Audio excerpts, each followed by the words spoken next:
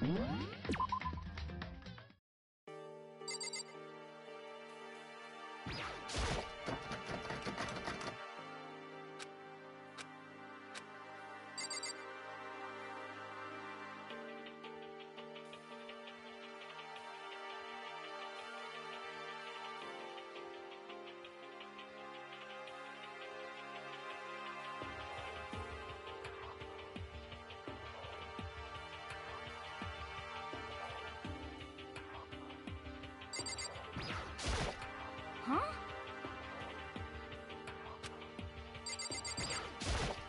Damn.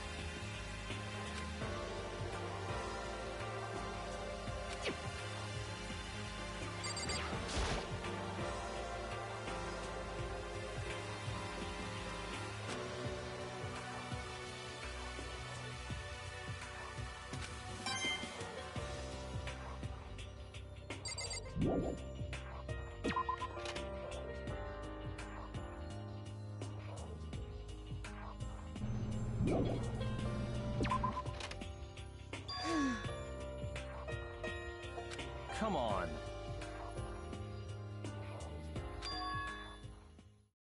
Indeed.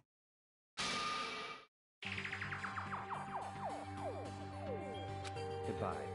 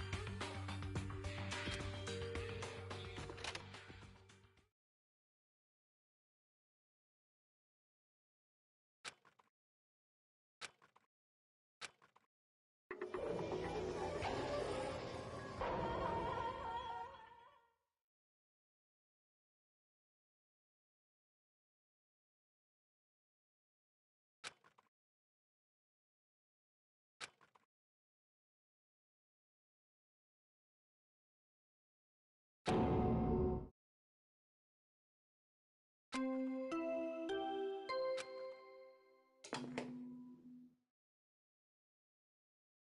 body has been discovered. After a certain amount of time, which you may use however you like, the class trial will begin.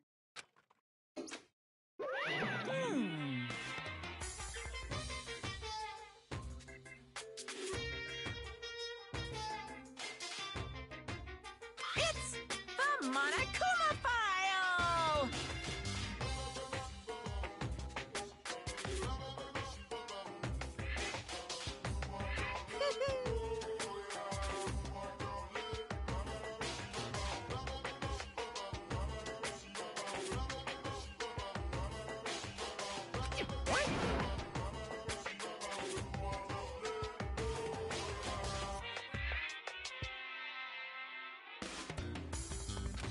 Stop talking.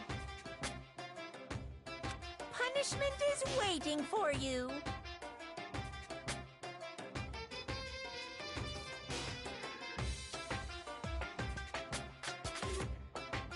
See ya later!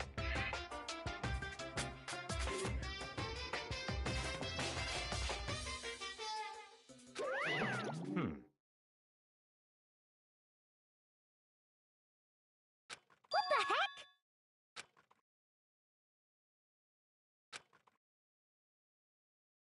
That's terrible!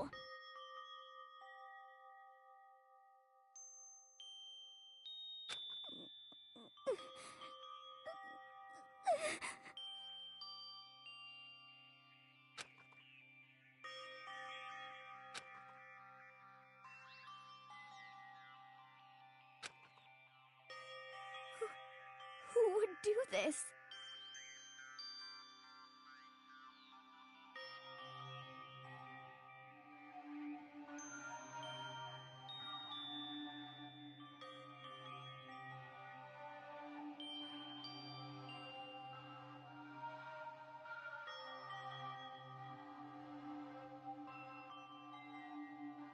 Why?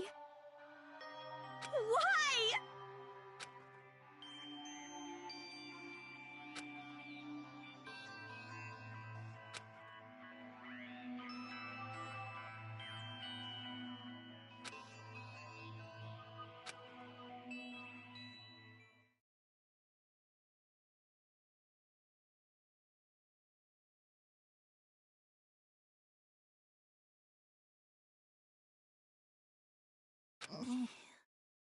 He's alive again?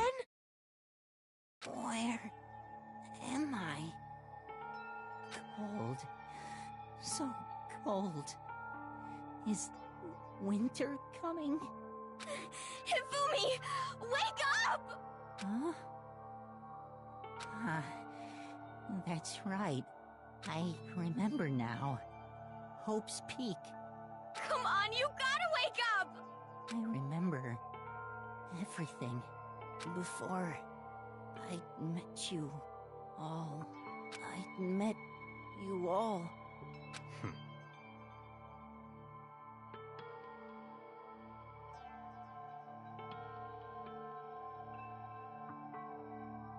Ah, the light.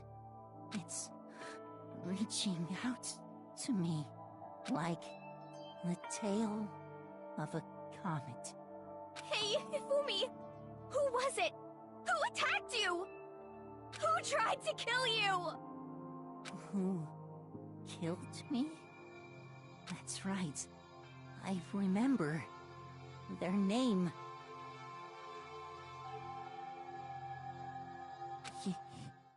Yasu.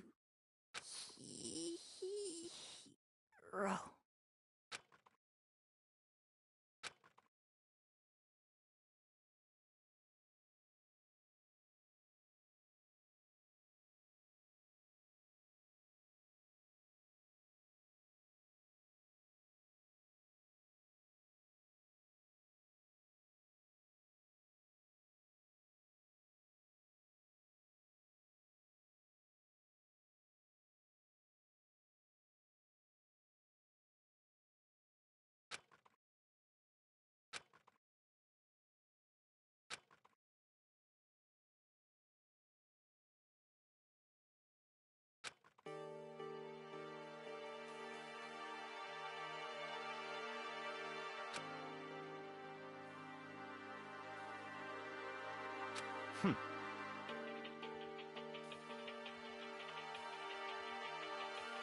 Honestly.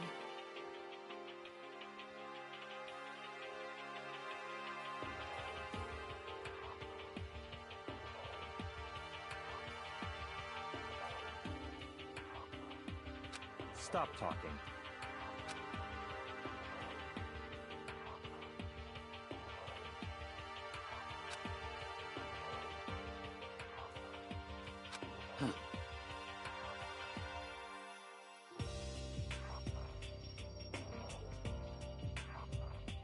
Then perhaps...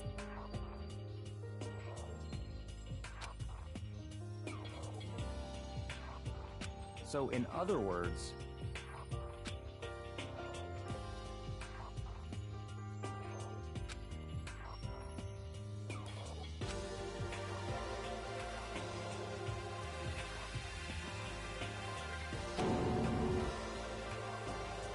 What is this?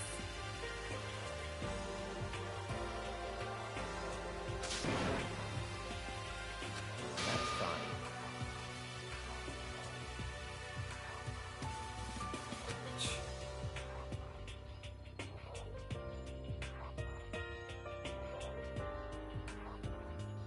Indeed.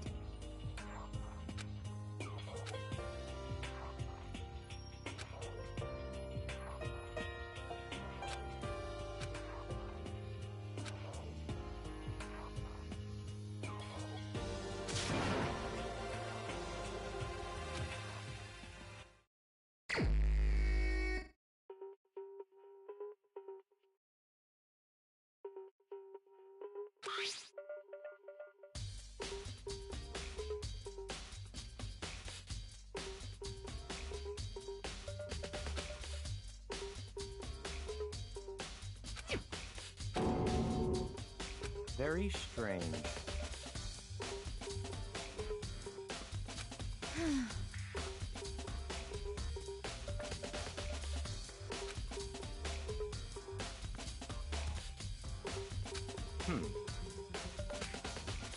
Well,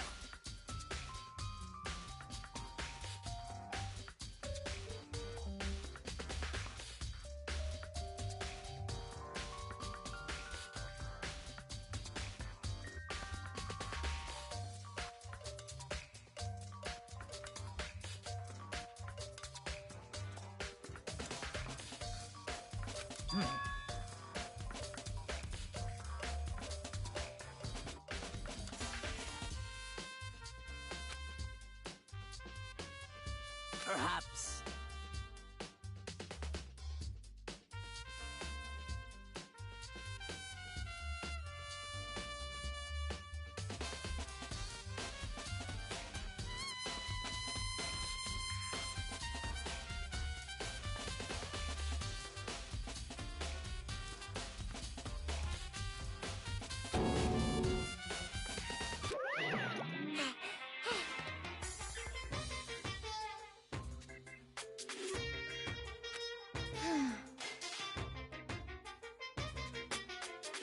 Monokuma appears!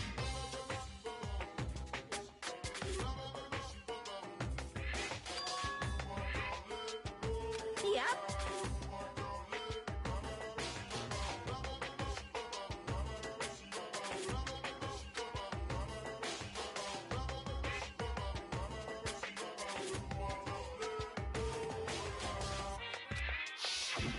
Speaking of which, I'd like to ask the bear, if there is an accomplice, do they also become blackened?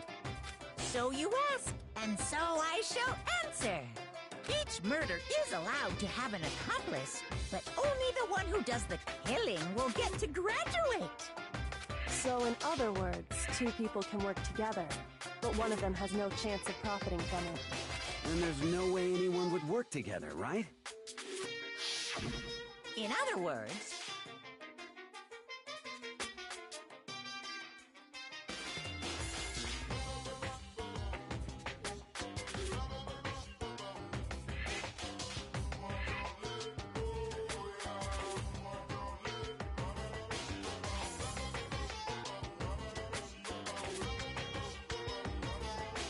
So then.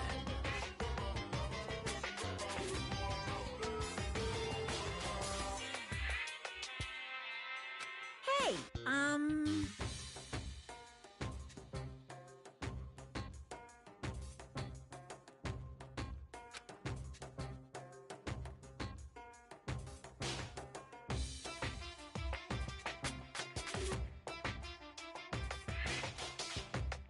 Phew.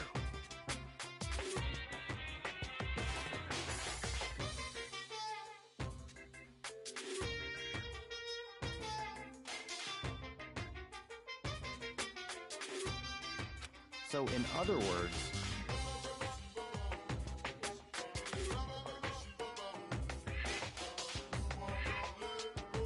Well?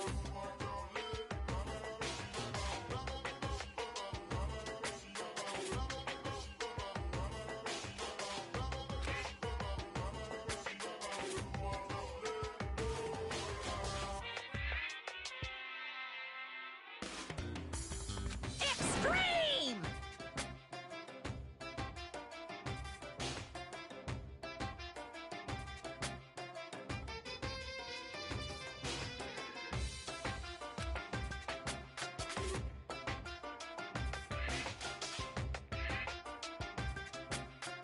Well now.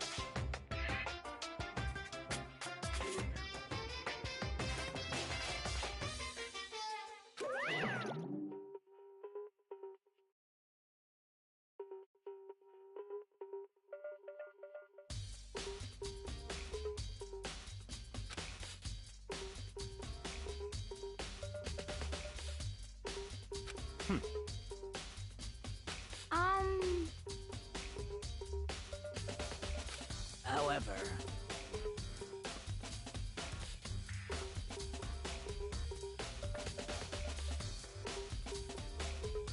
Indeed.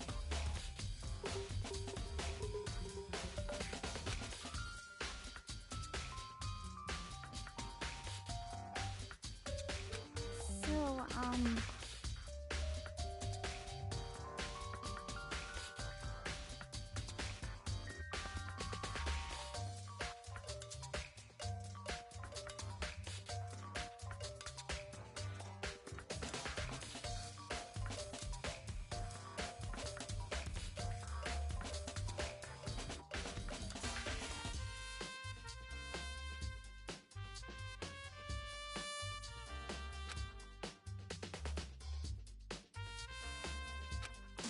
what?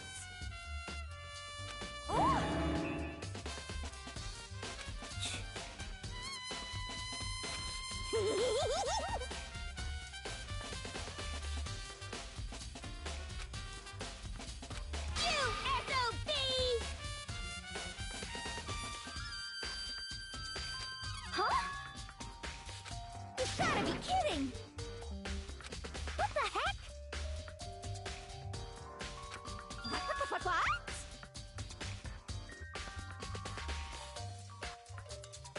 Hmm.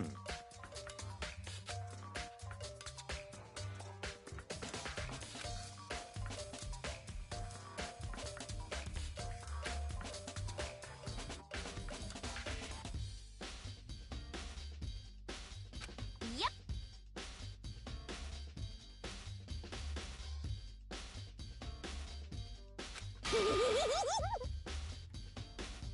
What are you saying? Let's see.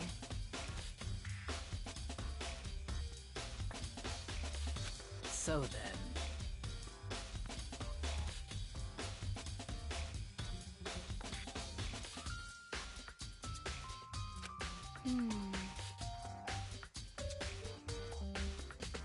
It's all clear now.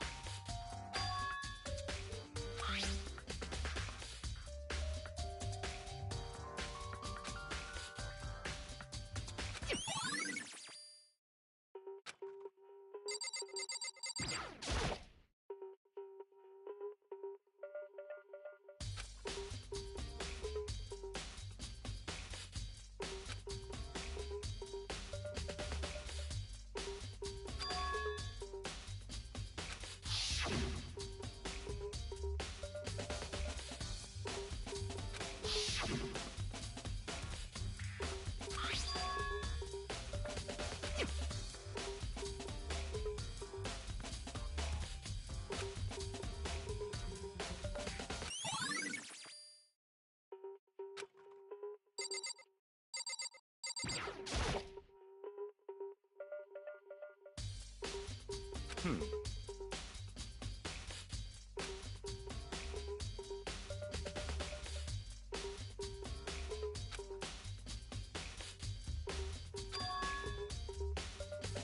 So, in other words...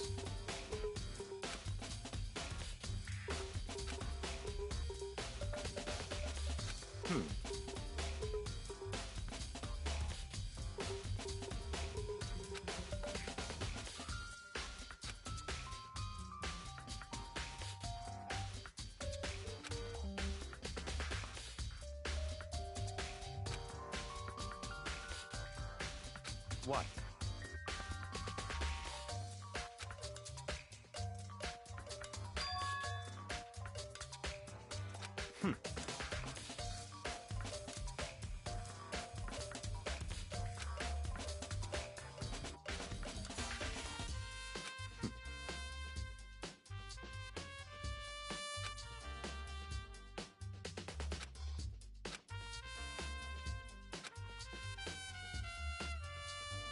What?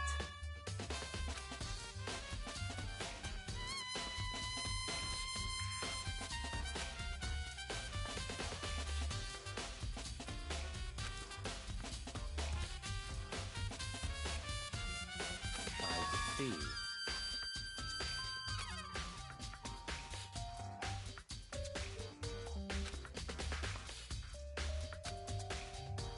That's enough.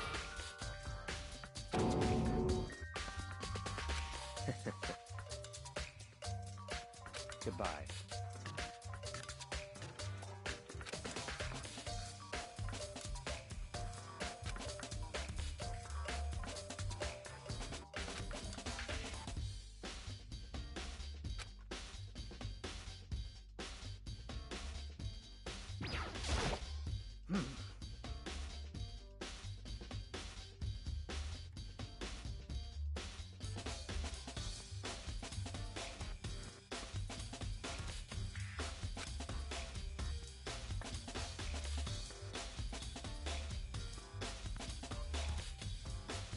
So then.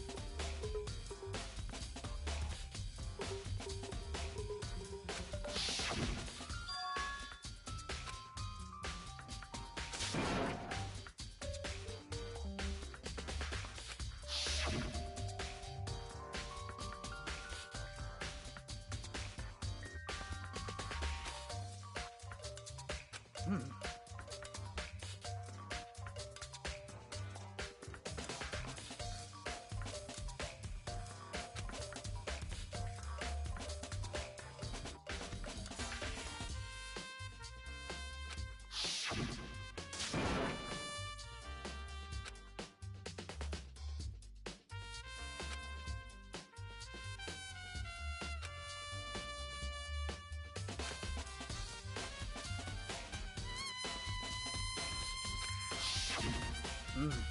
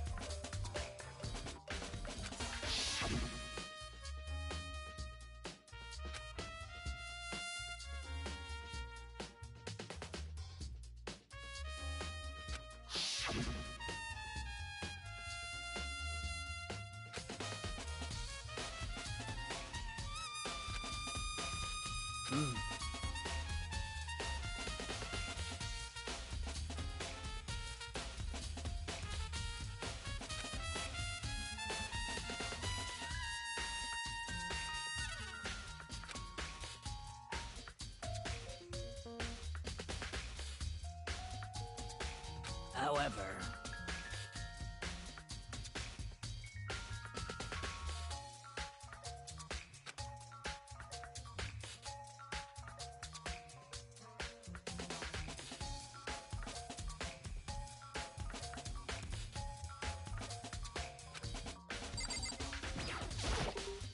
So,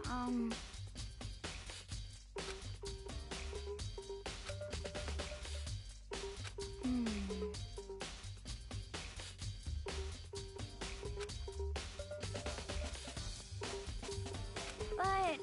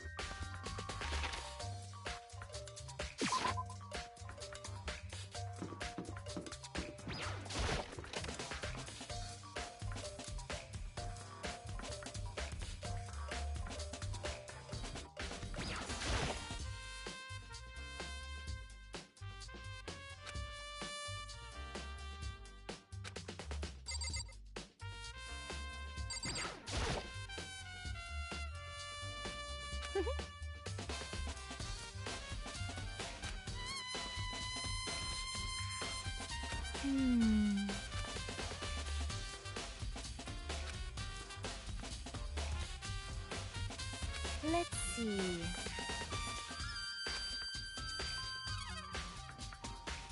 Yes, indeed.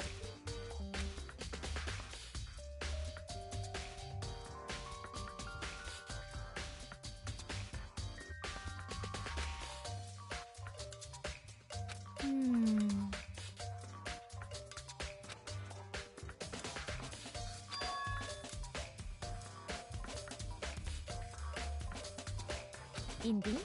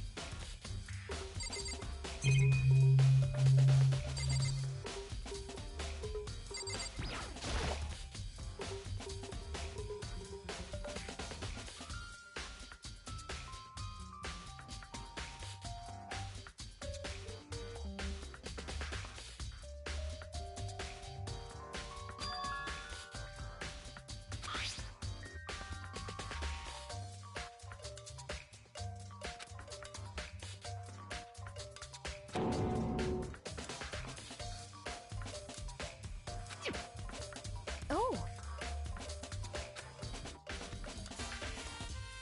Huh?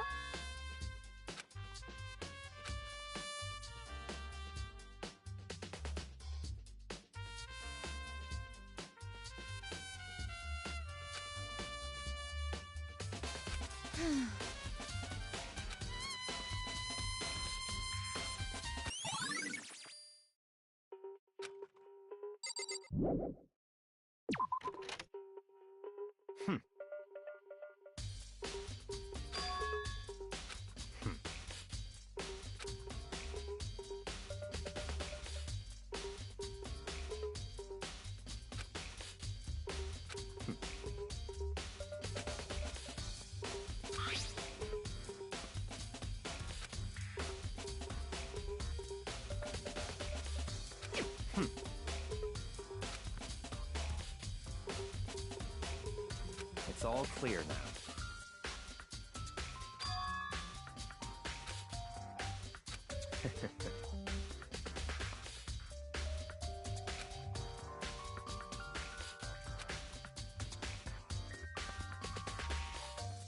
Goodbye.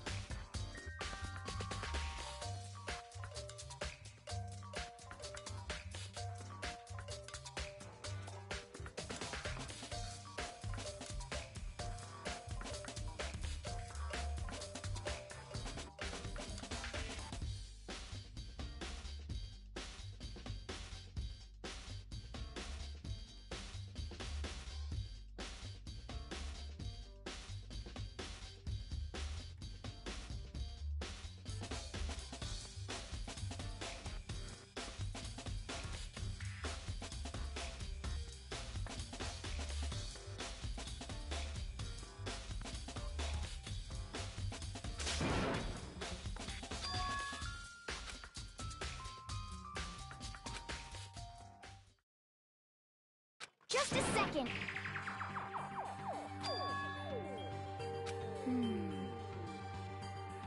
Okay.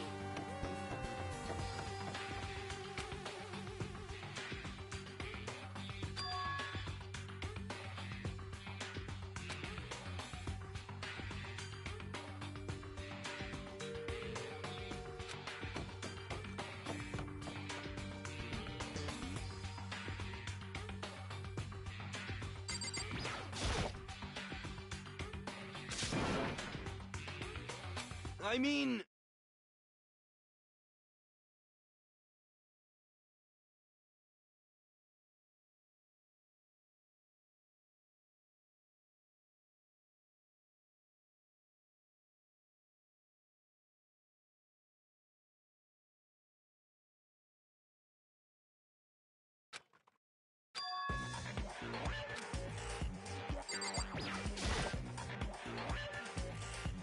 Huh? Oh, hey, Makoto.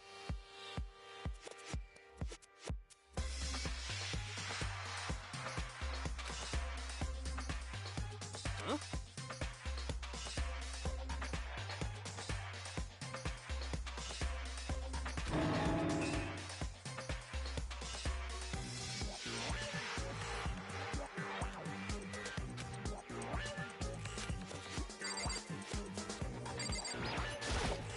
Right.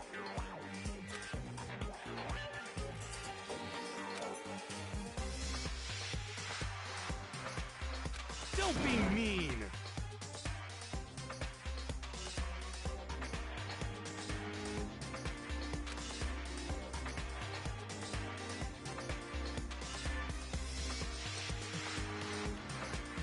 What?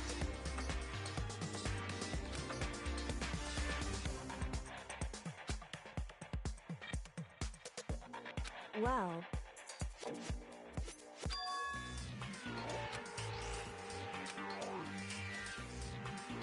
It's nothing. Okay.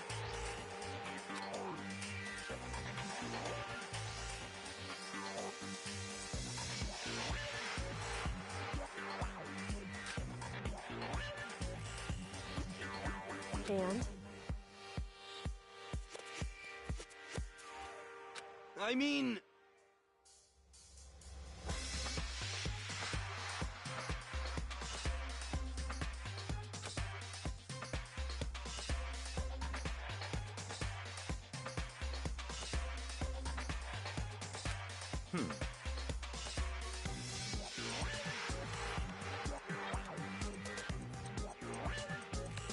Huh? Let me out of here!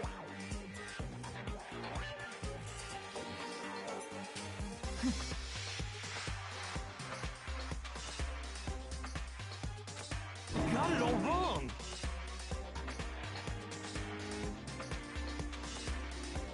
It would seem...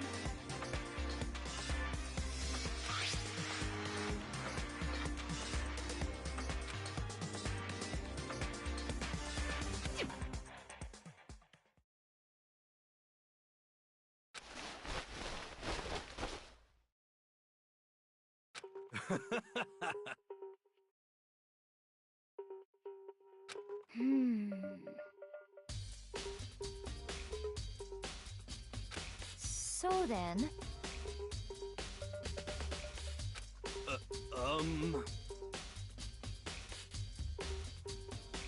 Honestly...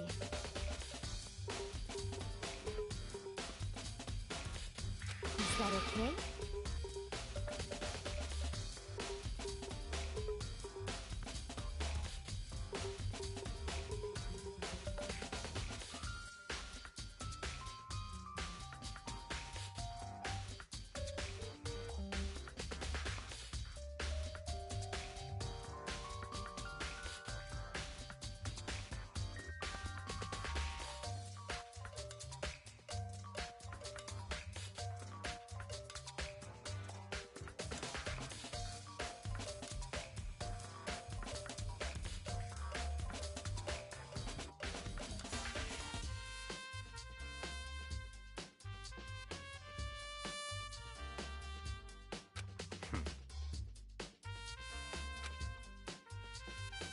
Could it be...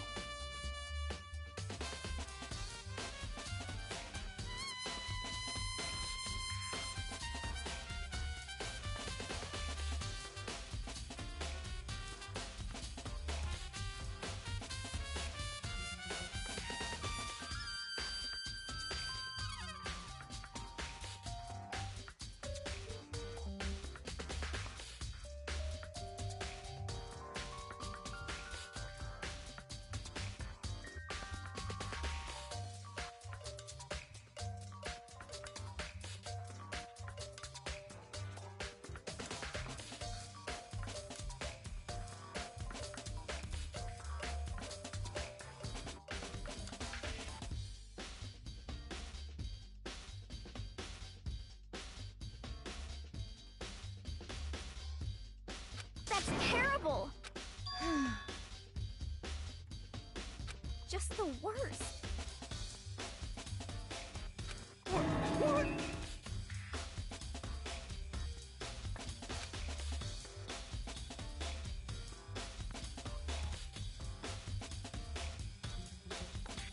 That's right.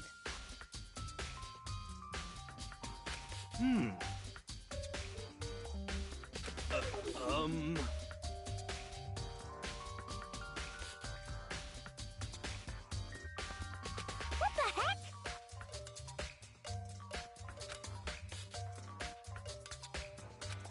Please!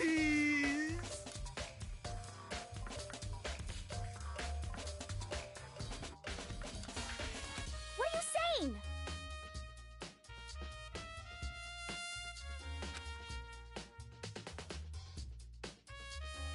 What the heck?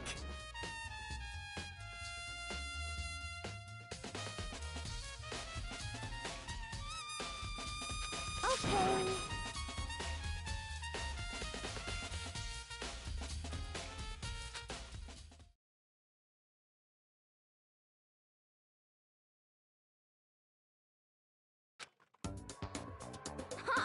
See? Look. See how loose it is? I mean, come on. I'm blind as a bat in here. Can't see my feet at all. I'm surprised you got anywhere in this thing. I'm telling you, it wasn't me! And not to mention, you totally can't bend at the waist. Seems like a pretty obvious oversight. That's not a very nice thing to say. I mean, it's not like I made it. I just got caught up in the moment. Well, either way, now we know for sure, right? I mean, it seems pretty clear that nobody but Hiro could have fit into this dumb costume.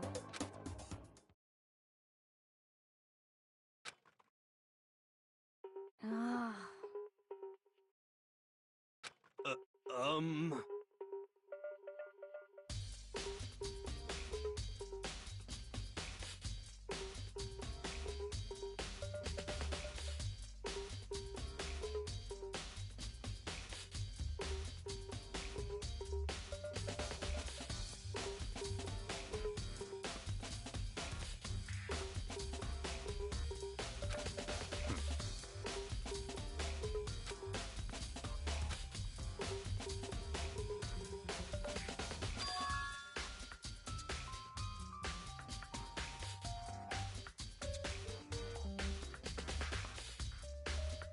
Just a second.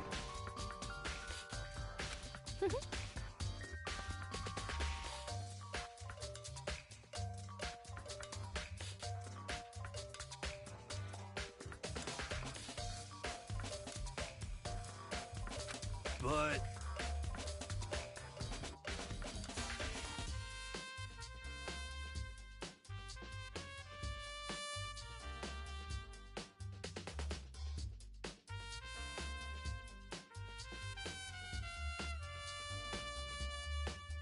Honestly.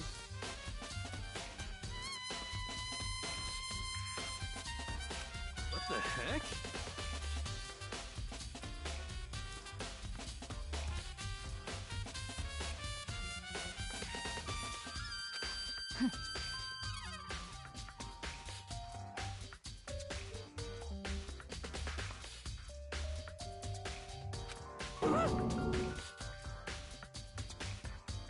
Just the worst.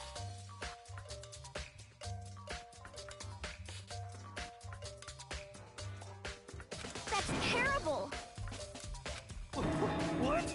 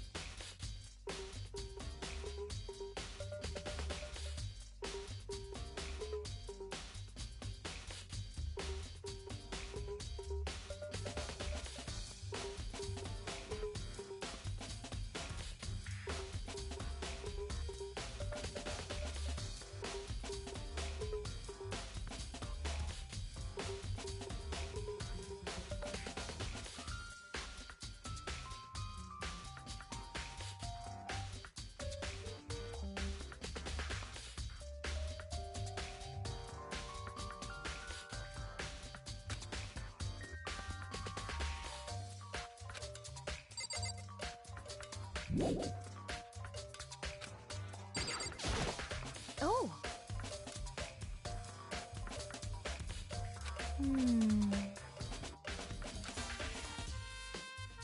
Then perhaps...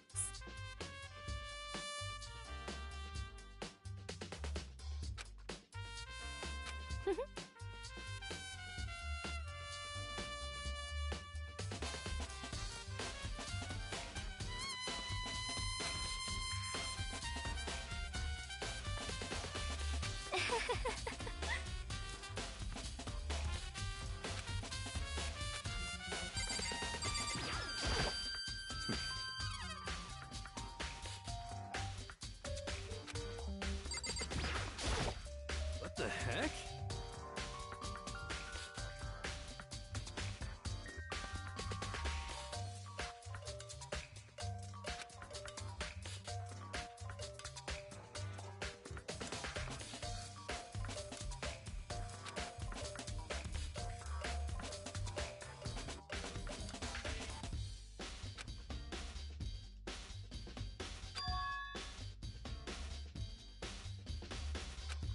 What?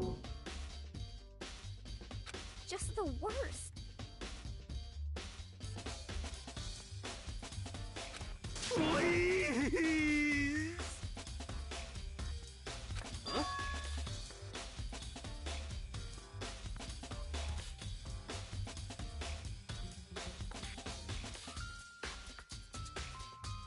How about that? So then, I'm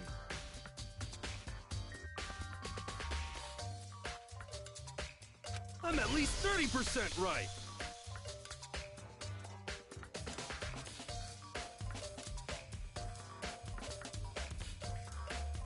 correct. Please? What the heck?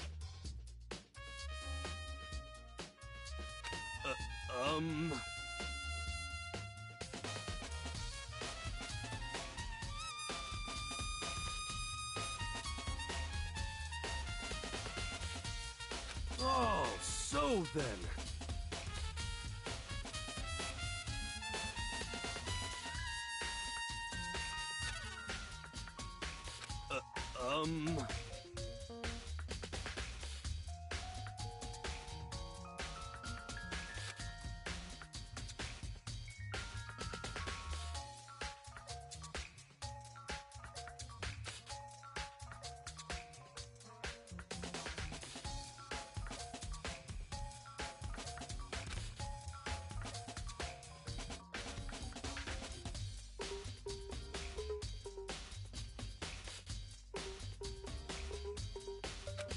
Uh.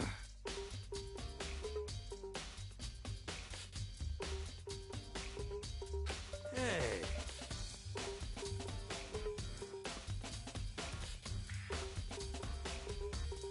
Just the worst. So,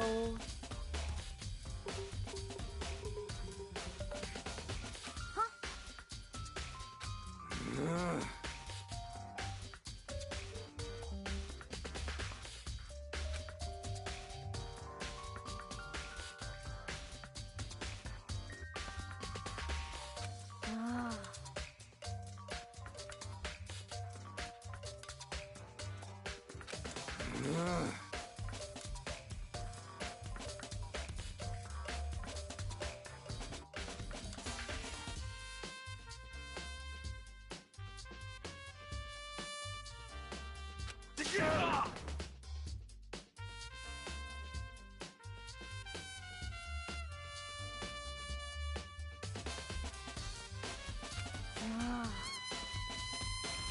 Don't be mean.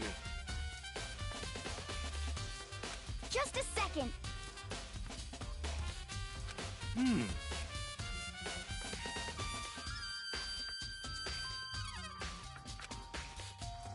No way.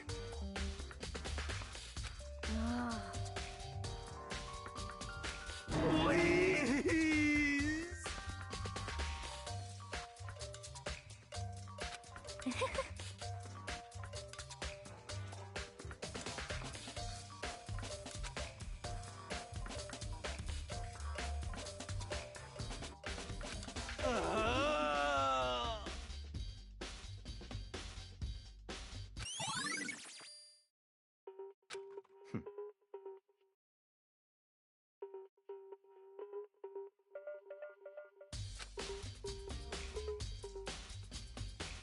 What the heck?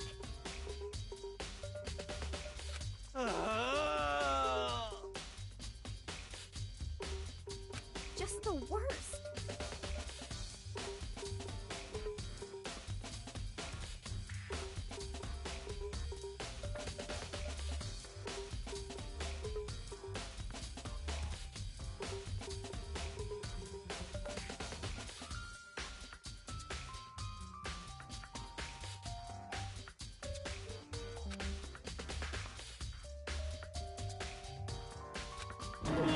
Please!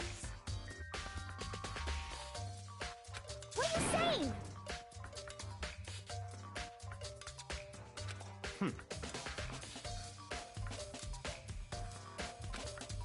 What?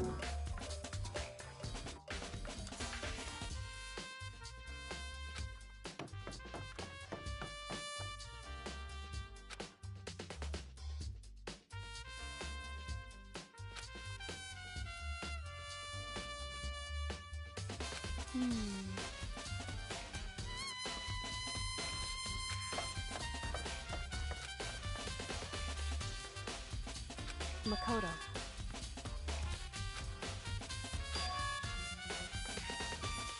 It would seem...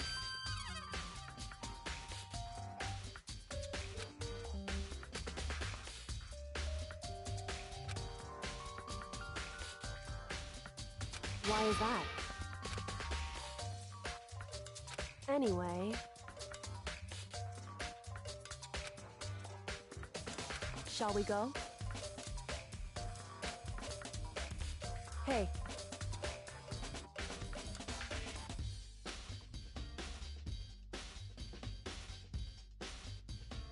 Correct. Hey. Anyway...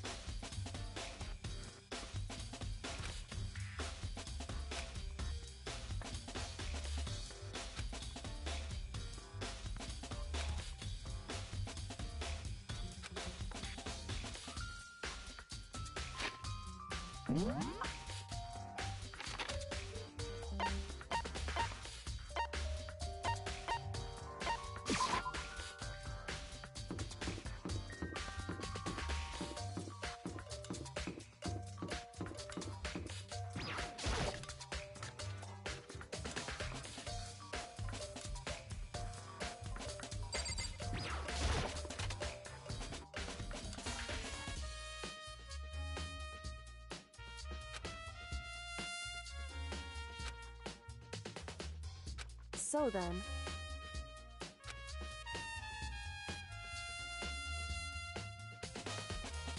I knew it.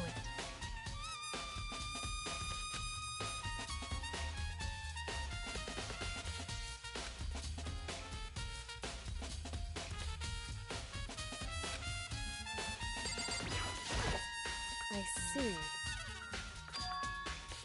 Hey. Whew.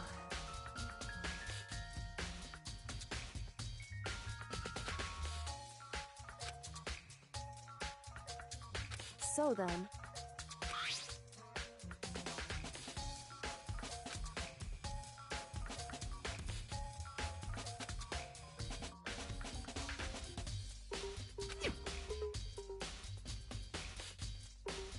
That's right.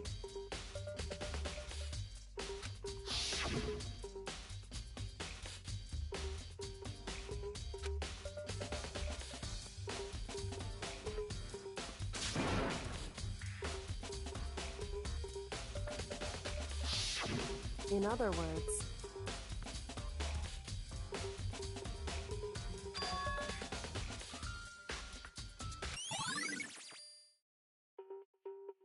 However,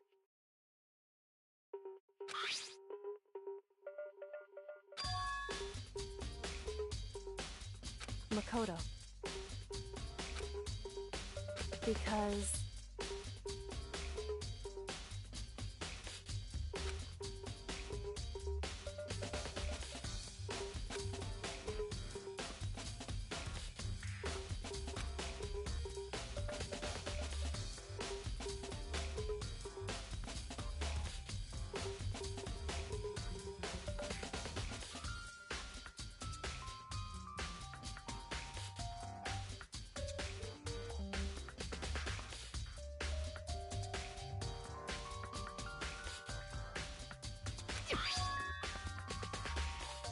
hey.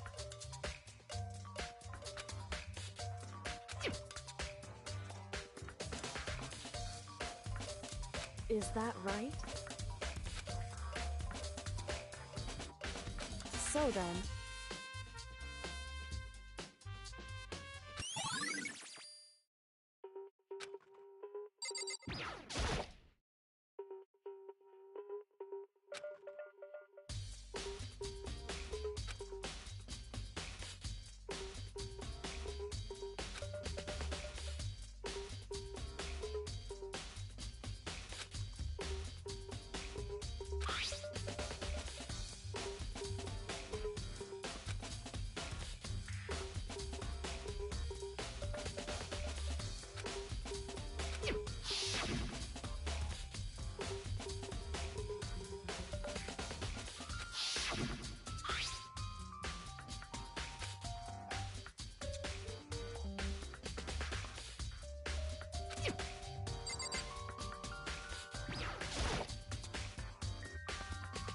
Indeed.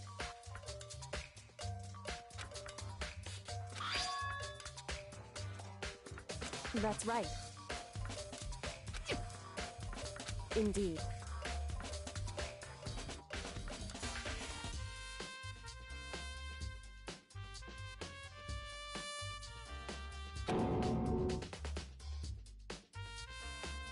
Why is that?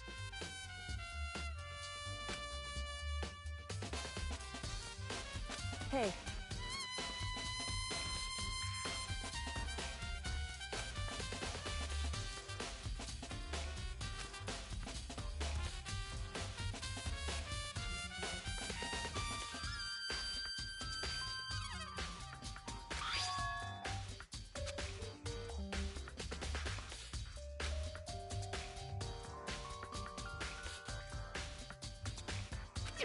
So...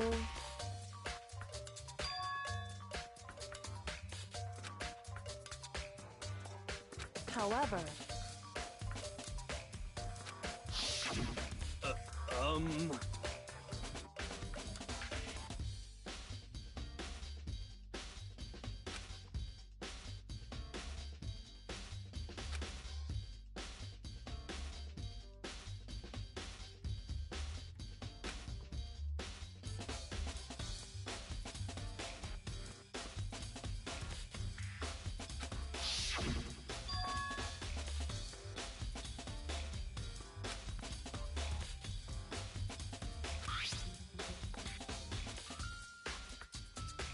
Is that right?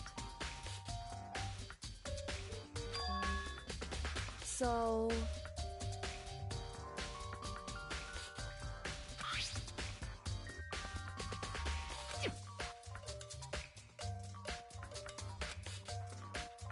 Hey.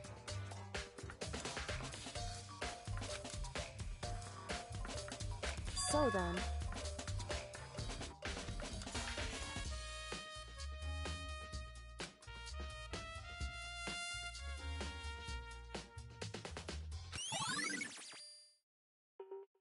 Hey.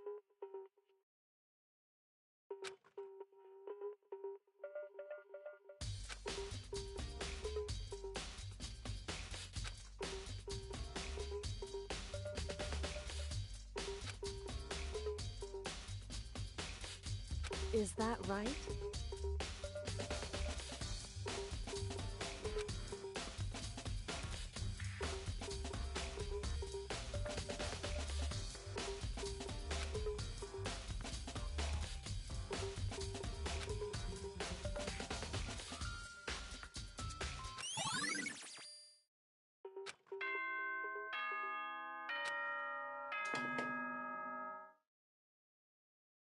Are you excited?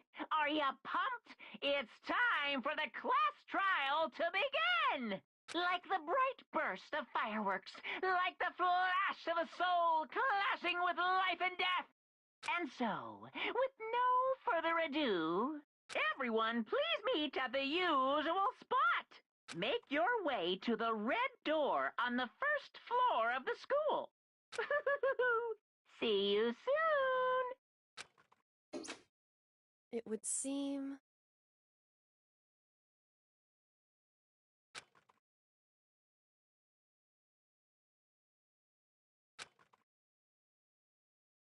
Shall we go?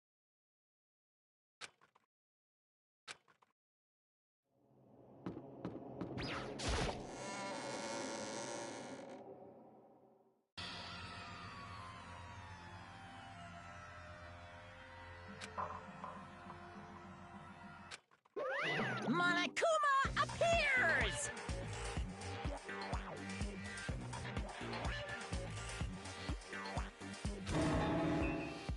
Wrong.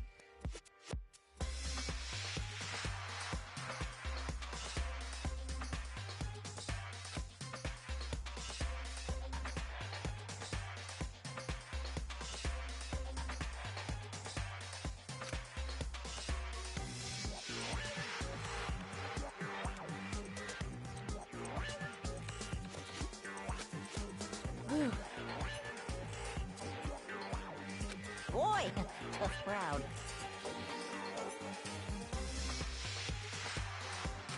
Stop talking. Okay. Hey! Hey!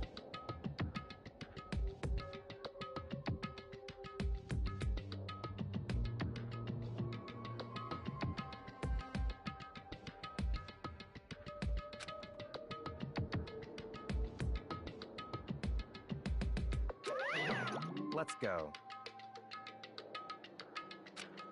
Please!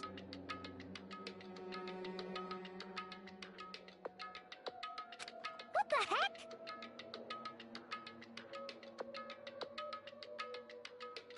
What the heck?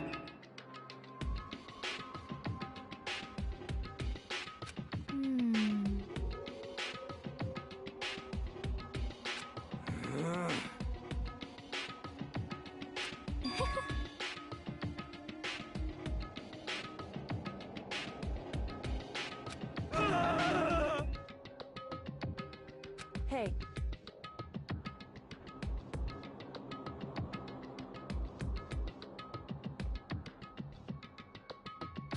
That's right.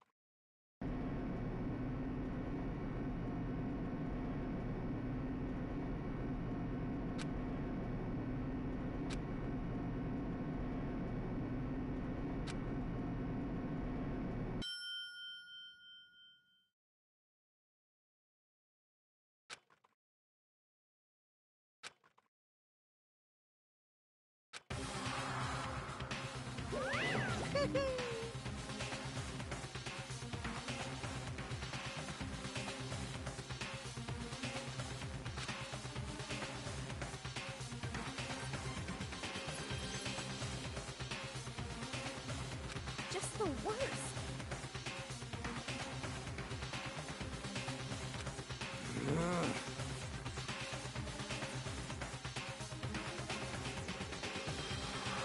Wah-wah?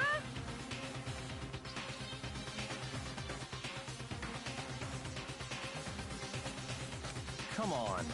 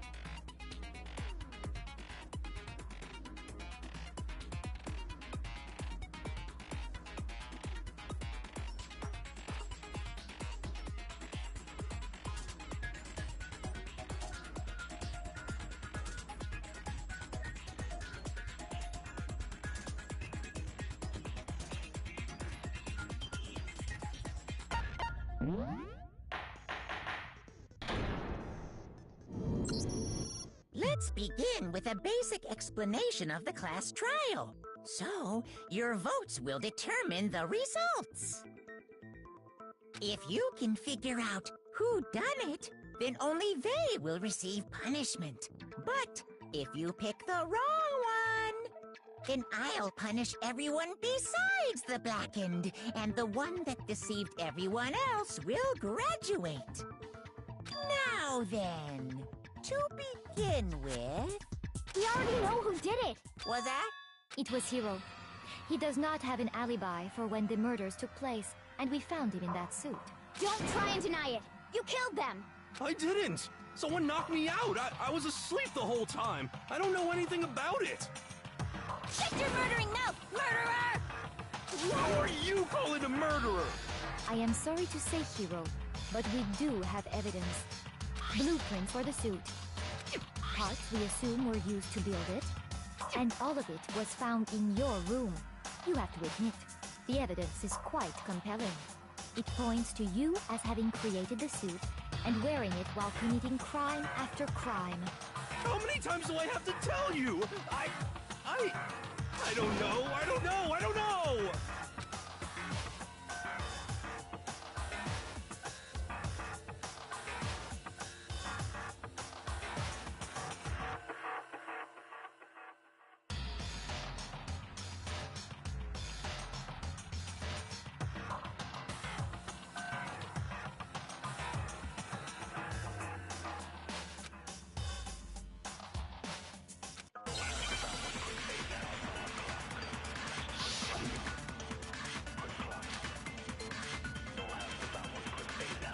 Everything we found in your room. The blueprints, the suit parts, they are all... No, what's wrong?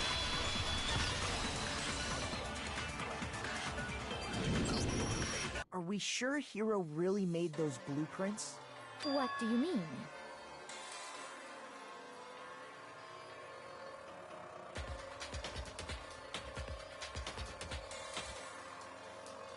Well, take a look at this. It's the note that Hiro wrote, asking everyone to meet up after Alter Ego disappeared. The handwriting's obviously different, wouldn't you say? When you compare it to the blueprints. There's no way you could think the same person made both of them. Unless that person made it a point to disguise their handwriting. No, the differences are bigger than that, I think.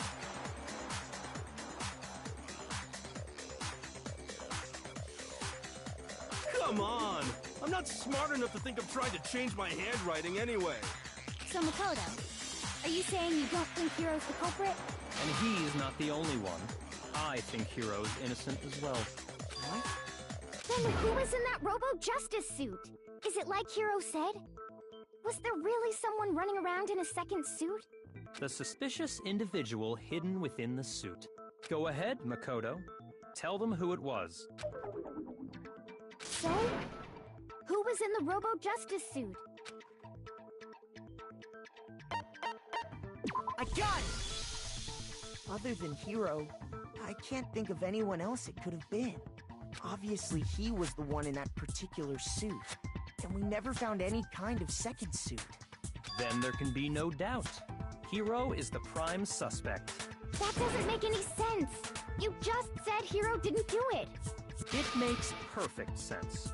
Hiro was the suspicious individual in the suit, but he's not the culprit.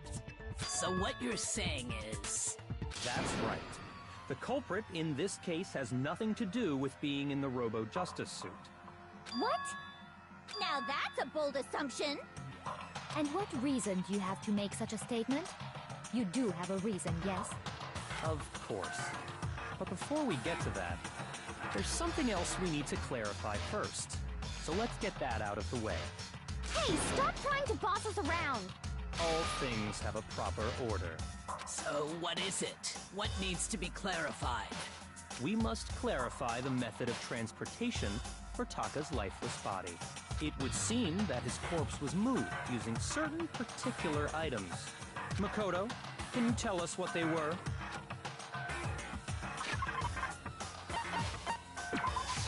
I got it!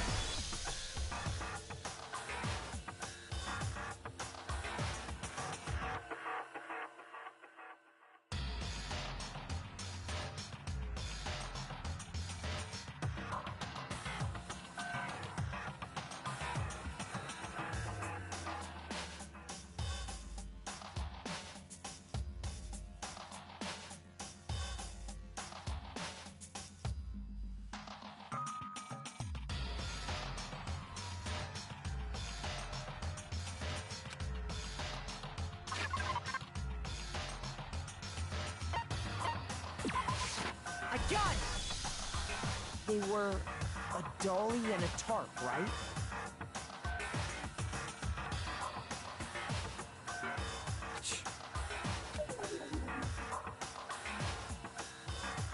So, let's see if I can explain. Taka's body disappeared from the equipment room, and then we rediscovered it in the repository. And when we found it for the second time, it was wrapped in a blue tarp, right? It was the same tarp that, up until then, was stored in the equipment room. So the killer must have seen it there, and decided to use it when they moved Taka's body. That way, they wouldn't leave any bloodstains while they were moving it. Okay, that explains the tarp. And the dolly? Same thing. I'm sure the dolly was in the equipment room when we first found Taka's body there. But when the body disappeared, so did the doll. Later, when Taka's body reappeared in the repository, so did the doll. In other words, you think they used the dolly to move the body, am I right? But are you sure you are not mistaken? Huh? Are you absolutely positive the dolly was in the equipment room when we found Taka's body?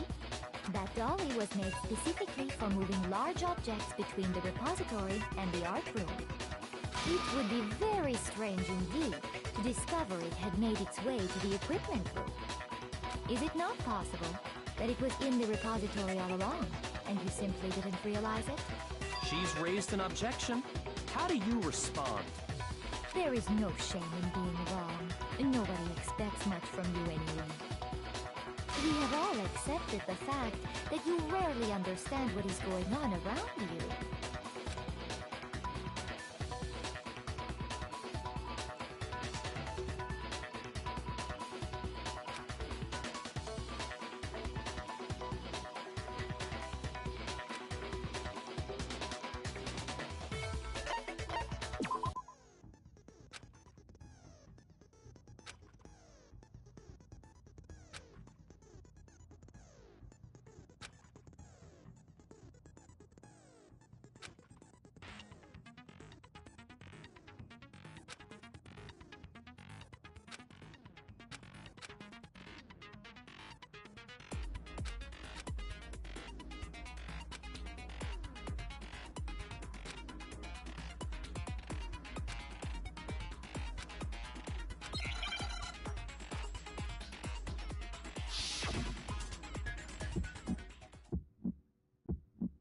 You have it wrong.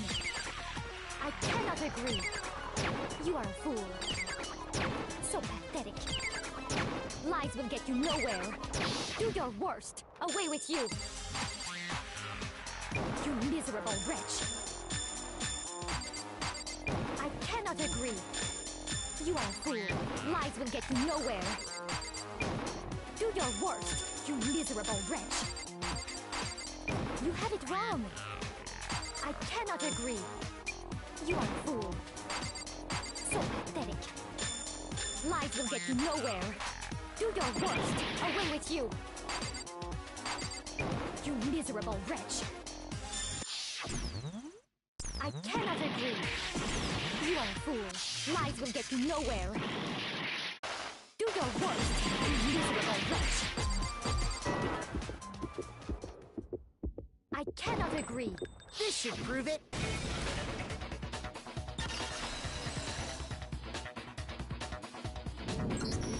If you're asking for proof that the dolly moved, I have it right here.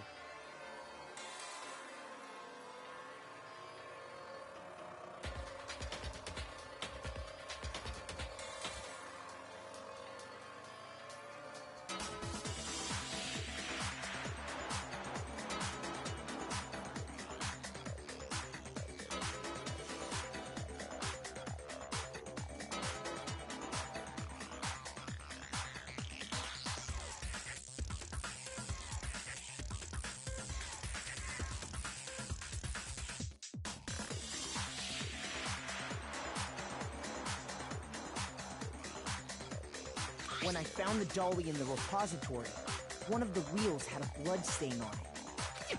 There was a pool of blood in the equipment room with a tire mark in it that matched the dolly wheel's tread.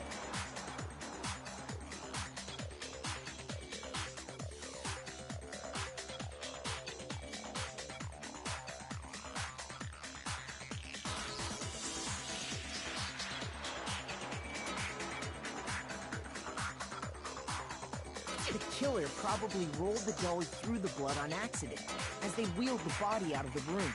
And as the blood dried on the tire, they moved the body into the repository. So there's my proof that the dolly was used to move Taka's body.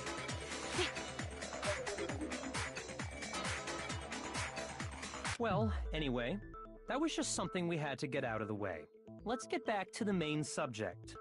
Yeah, the subject of how Robo-Justice didn't do it. Because if it's not a killer robot, then what kind of robot is it? I'm not sure that really matters. I'd be happy to explain why the occupant of the suit couldn't possibly be the killer. If you look back on how the body was transported, it will become immediately obvious.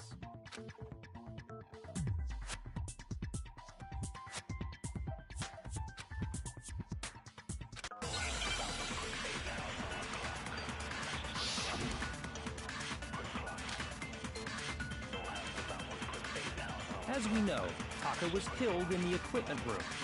And from there, the body was moved to the repository, correct? Yeah, the culprit wrapped the body in the tarp, then loaded it onto the dolly and wheeled it off, right? Now, keep in mind that the dolly doesn't have a handle. Well, yeah, but even without a handle, all you'd have to do is bend over. No, that's wrong.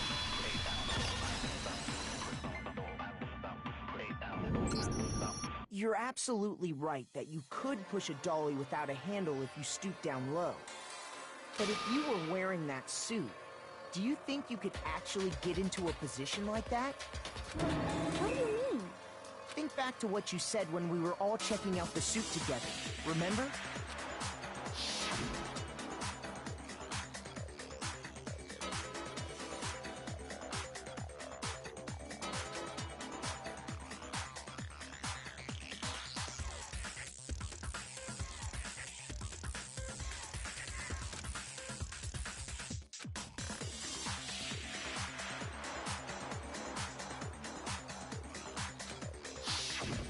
When you're in that suit, not only can you not see your feet, but you can't even bend at the waist. Am I right about that? Now that you mention it, yeah. It seems like it'd be awfully hard to push that dolly if you couldn't bend over.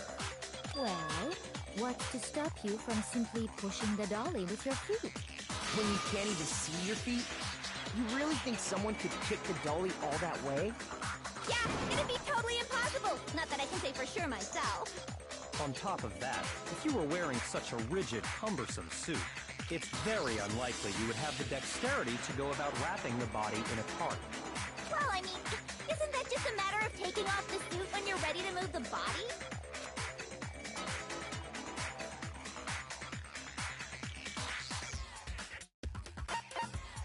I got it! I don't think taking off the suit was an option. If you remember...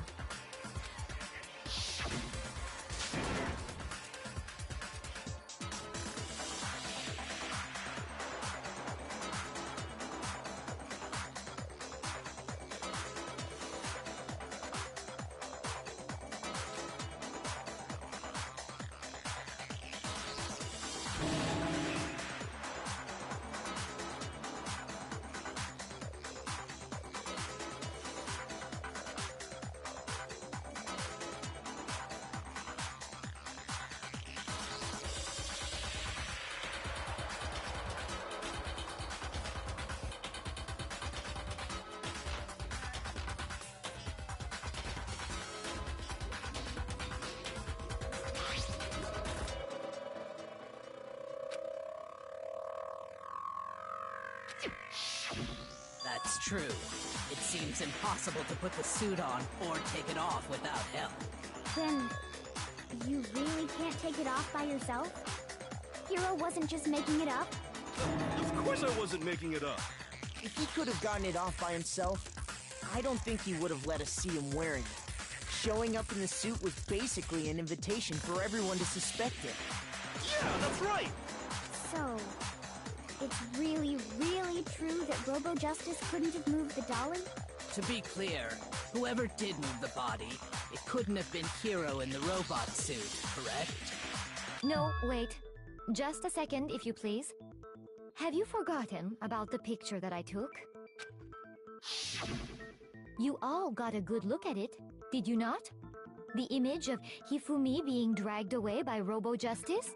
If whoever was in that suit is not the culprit, how do you explain that? Besides, do you remember what the now deceased Hifumi said?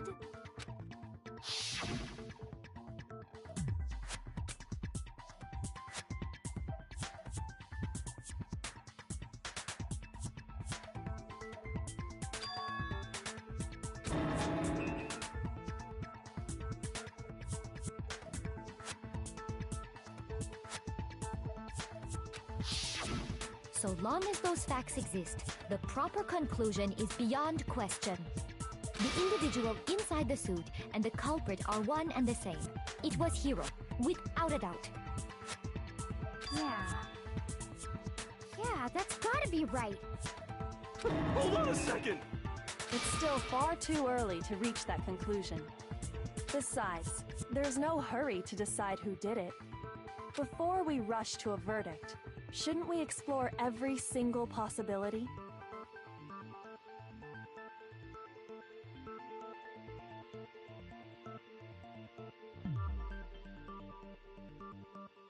Instead of seizing on one viewpoint, the truth is uncovered by analyzing things from every angle.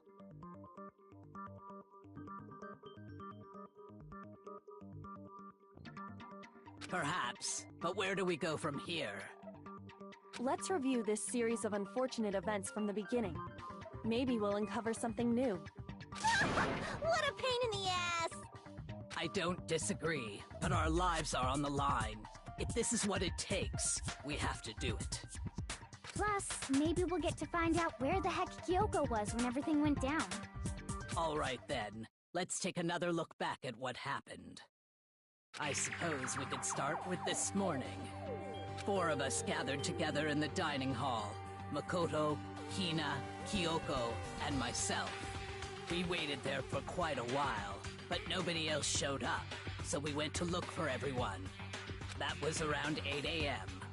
And as soon as we split up, Kyoko went missing. Soon after that, Hina found Celeste in the rec room and quickly came to get Makoto and me. It seems I was unconscious for about an hour after I was attacked by my mystery assailant. I know it was an hour because I remember being attacked a little after 7. That was when we saw Celeste's picture and discovered that her assailant had been wearing a strange costume. As it turns out, it was Robo-Justice. It also soon became clear that this same Robo-Justice had abducted Hifumi. We were soon joined in our search by Byakuya and Toko, and then went on to find Hifumi in the library. He was injured, so we took him to the nurse's office and resumed our search for the suspect. But not long after leaving the nurse's office...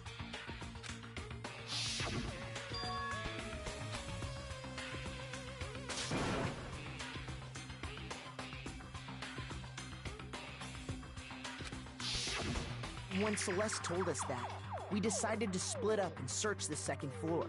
And soon after that, I saw someone moving around on the 3rd floor, and I yelled out to everyone as soon as I did.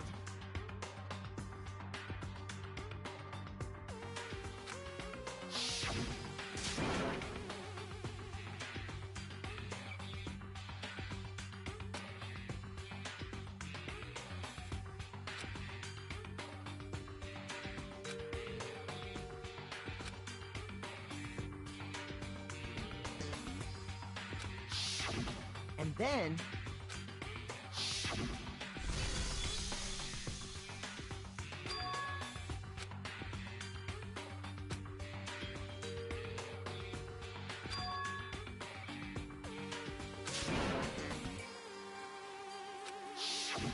At that point, we decided to divide up into 2 groups. Celeste, Hina, and I went back to the nurse's office, while Sakura, Byakuya, and Toko chased after the suspect. When we got back to the nurse's office, we found Hifumi, dead. And that's when we heard the body discovery announcement. I left Celeste and Hina there and headed back to the 3rd floor to let the others know what had happened. Meanwhile, we had just discovered Taka's body in the equipment room. We must have found both bodies at almost exactly the same time, because we heard the same announcement not long after we discovered his body. And that's when I told you guys about Hifumi. Then the 3 of us headed for the nurse's office. But right after we left the physics lab, we ran into Celeste, who'd arrived after us, and she told us something very surprising.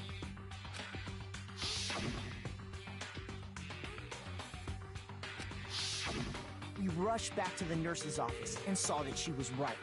Then we remembered we'd left Toko passed out in the equipment room, so we hurried back again.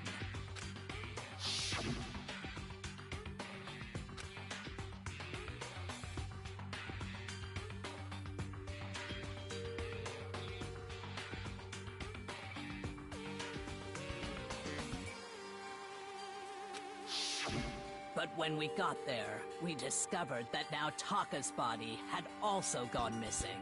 Next thing we knew, we were searching the school for 2 missing dead bodies. And after some time, Celeste informed us that she'd found the bodies, and we all headed to the repository, which is where we rediscovered the corpses. I think that about covers it. I see. The whole thing sounds exceptionally complicated. It certainly seems to me that these are not a simple series of connected events. Okay, well, if that's... Rather than a single series of events, I think we have to consider each murder a separate situation. And from there, we can uncover the contradictions surrounding all of them. Now then, let's get started, beginning with what happened to Taka.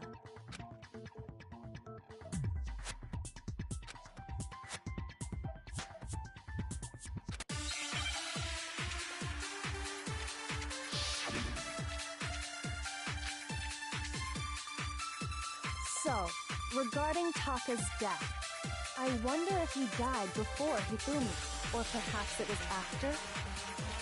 We already know what order they were killed in. Taka came last. What makes you say that? Because of the numbering of the Justice Hammers. It's true that Hifumi was killed with Justice Hammer 3, while Taka's death came from a swing of Justice Hammer 4. See? So it's obvious Taka came after.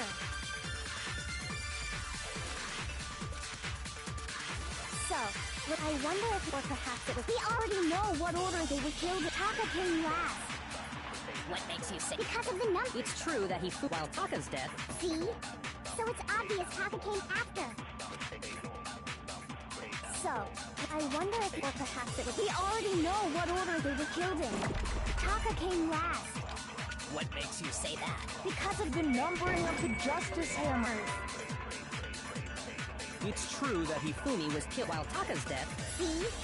So it's obvious Taka came... So, regarding Taka's... I wonder if, or perhaps it was after... We already know what order they were killed in. Taka came last. What makes you say? Because of the numbering of the Justice... No, it's wrong!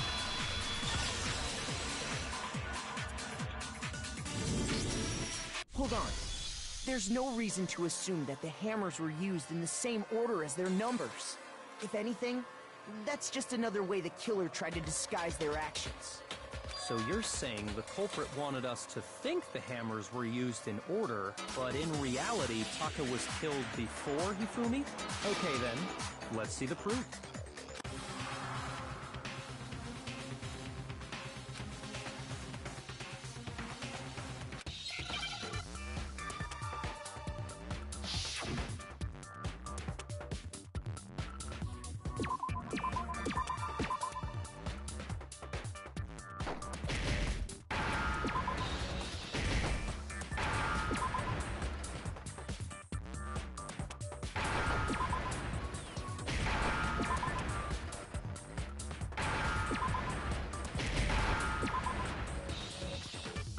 Now I understand!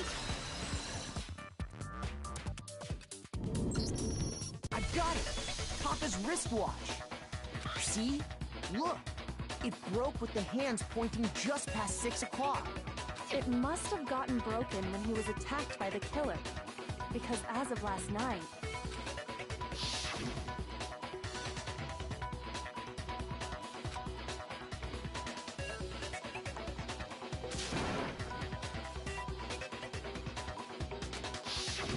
So if it wasn't broken after 6 last night, then he must have been attacked around 6 this morning.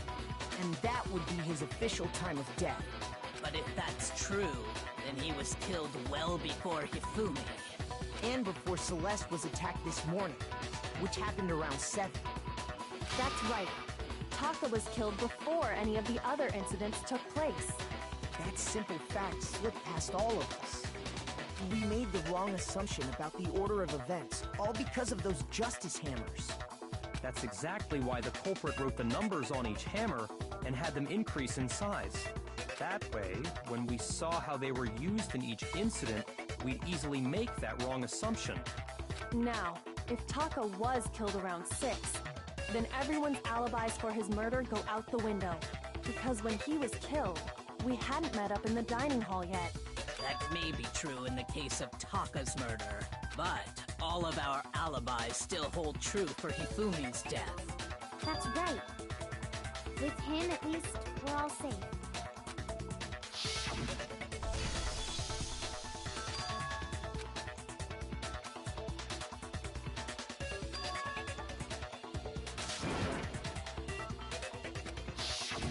When we heard Hifumi screaming, we were all together.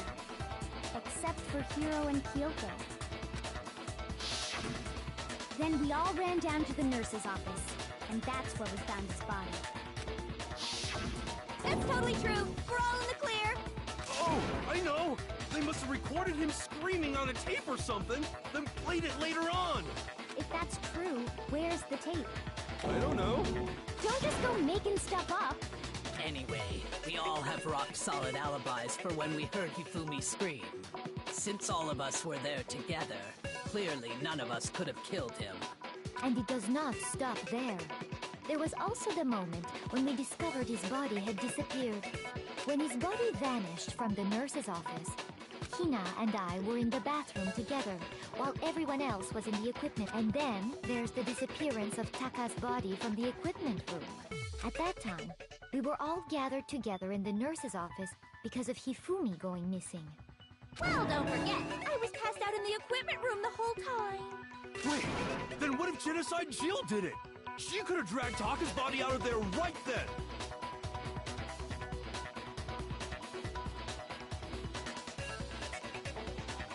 Even if she could pull that off, there's no way she could have done the same with Hifumi's body. Because, as we just established, she was passed out in the equipment room when his body disappeared. Besides, I didn't do either of them anyway.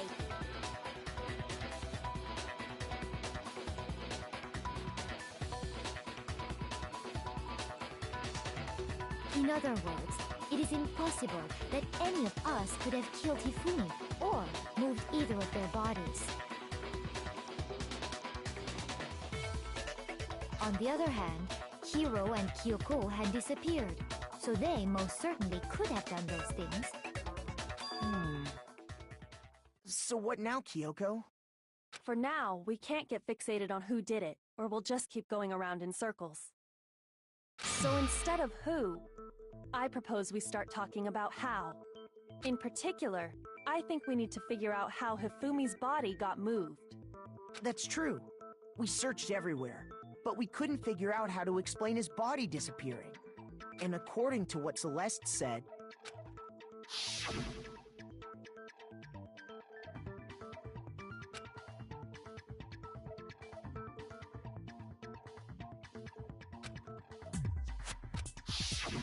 his body apparently disappeared in the 1 minute her and Hina took their eyes off of it.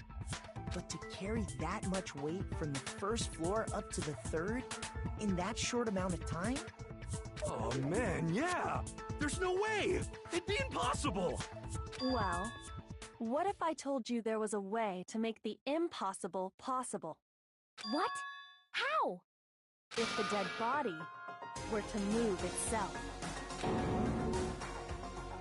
The dead body moved on its own? No!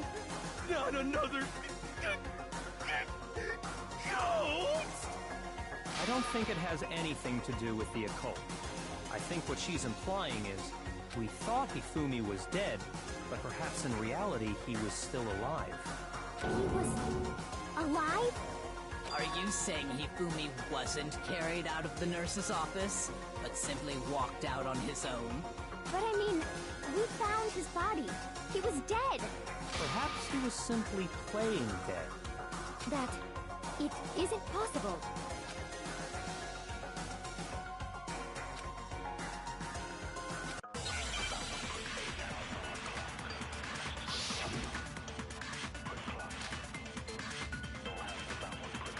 Are you saying that when we first found Hifumi in the nurse's office, there's a chance he was actually still alive? No, it is impossible. Hifumi was dead, without a doubt. And you know that how? Surely you heard the body discovery announcement along with the rest of us. Hifumi's dead body had been found. And that is why the announcement was made. Are we really so sure about that? Maybe the announcement was intended to signal someone else's discovery. Are you saying That when we first found there's a chance you... No, Hifumi was dead. And you know that. Surely you heard the body discovery. Hifumi's dead body had been found. No, that's wrong!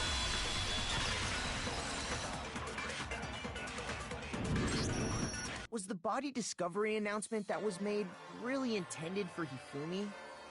Of course it was. The announcement played right after we discovered his body. Maybe. But that was also the same time that Taka's body was found.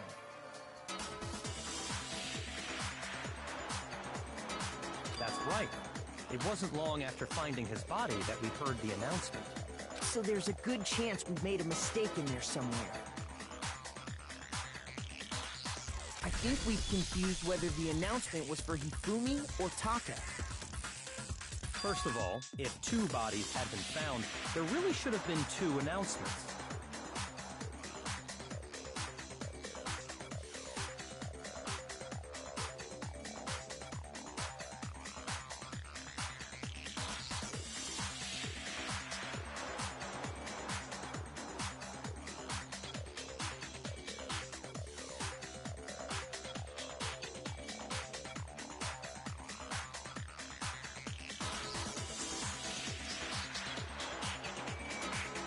Maybe Monokuma simply got lazy and rolled them together into one. What do you say, Monokuma? Any comment? Well, it's a very sensitive issue, so I can't go into too much detail. But what I can say about the body discovery announcement is that it's only broadcast when 3 or more people find a dead body for the first time. That didn't answer our question, man. We're asking if you're a lazy bum. No, actually, that was plenty. Huh? He said it's only broadcast when a body is discovered for the first time, which means even if we find the same body again later, he won't make the announcement again. If that's true, then why was the announcement made again later on? Huh? Later on? Exactly. We heard the body discovery announcement twice.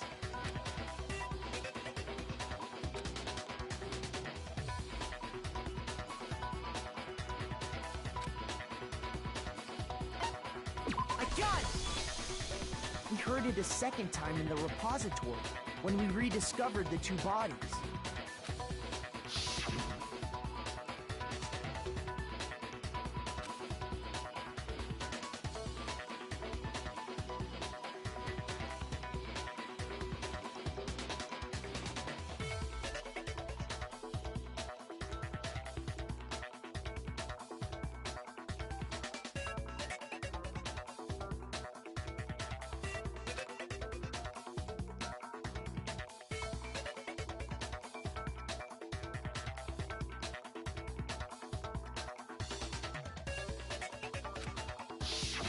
It didn't seem weird at the time, but it contradicts what Monokuma just told us, doesn't it?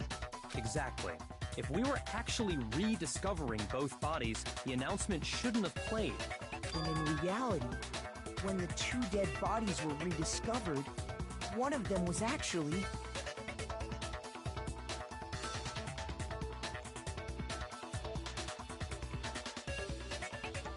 being discovered for the first time. So, when we found Hifumi the first time in the nurse's office, he wasn't actually dead yet. Meaning, he wasn't actually found dead until we came upon him in the repository. And that's just part of it. There's one other thing that leads me to believe he was still alive in the nurse's office. Oh, I know! Because he was super good at playing dead! Bada bing, bada boom!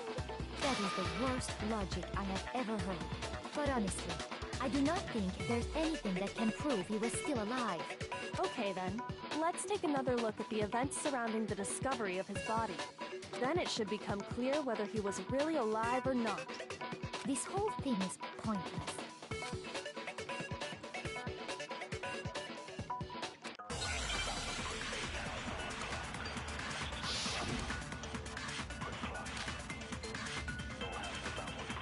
Well, here's one thing we do know.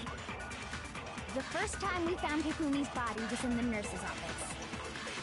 And then, while me and Celeste were in the bathroom, his body disappeared. And the next time we saw his body, it was in the repository. But when you compare his body before being moved and his body after being moved, other than the change in how it was positioned, there was no notable difference. No, that's wrong.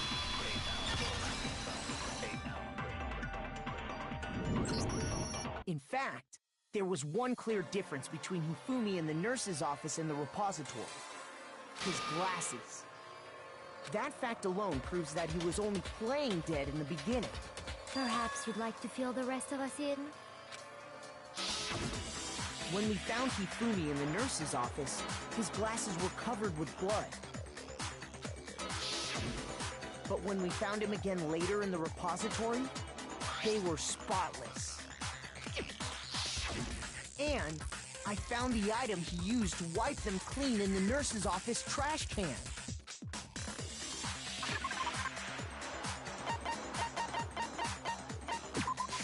I got it! It was a glasses cleaning cloth featuring a certain cartoon mascot.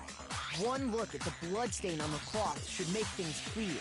This piece of cloth was used to wipe Hifumi's glasses clean.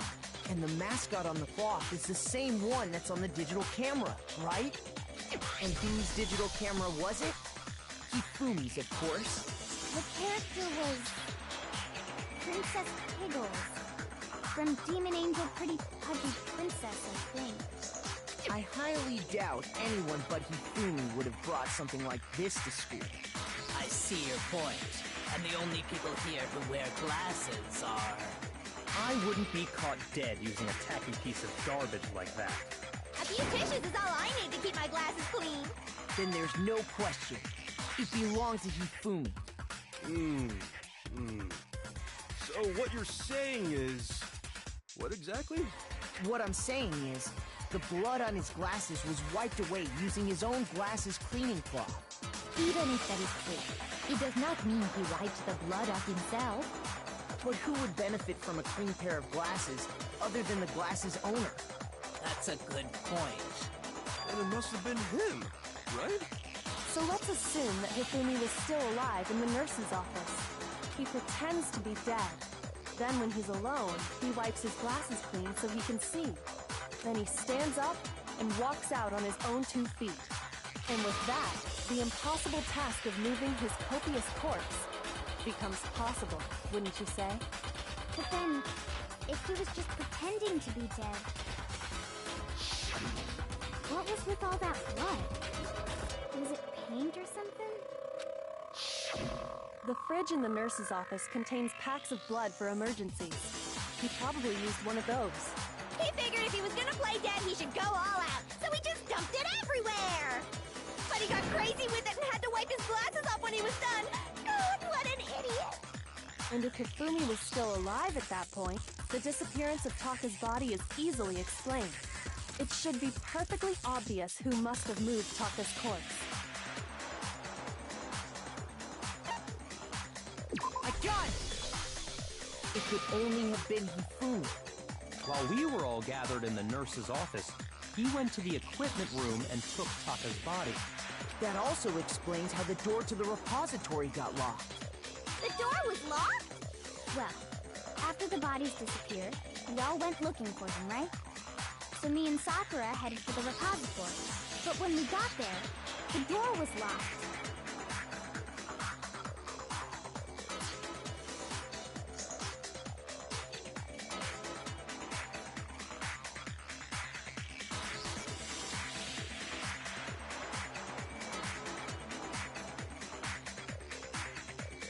And the repository door can only be locked from the inside.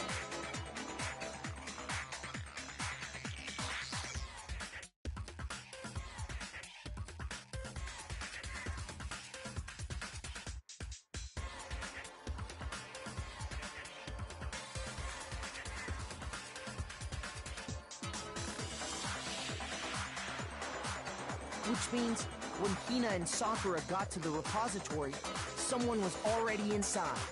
And it could only have been Hifumi, who just finished stashing Taka's body there. He convinced us all he was dead, and when he saw his chance, he dragged Taka's body to the repository. So, Hifumi wasn't just another victim in this case. He was one of the assailants. But that means he took part in the murders. I just can't believe it. If you're having trouble, would you like me to show you one more piece of evidence? There's more? Oh, absolutely. The single biggest fact pointing to his involvement has yet to be revealed. You know what I'm talking about, right, Makoto? The item he took off of Taka's lifeless body?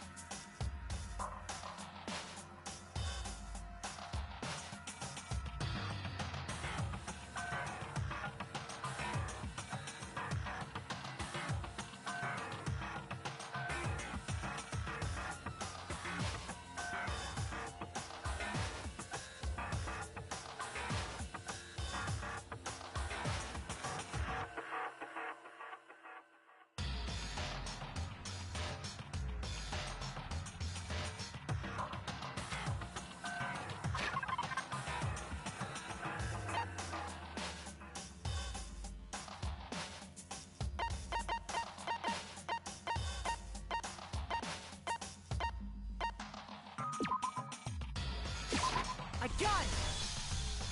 You're talking about the note Hifumi had hidden away, aren't you? Hidden note? That's right. We found it stuffed in his pants. What? In his pants? Yes, his pants. Okay, well, forget about the pants for now. Take a look at what the note says.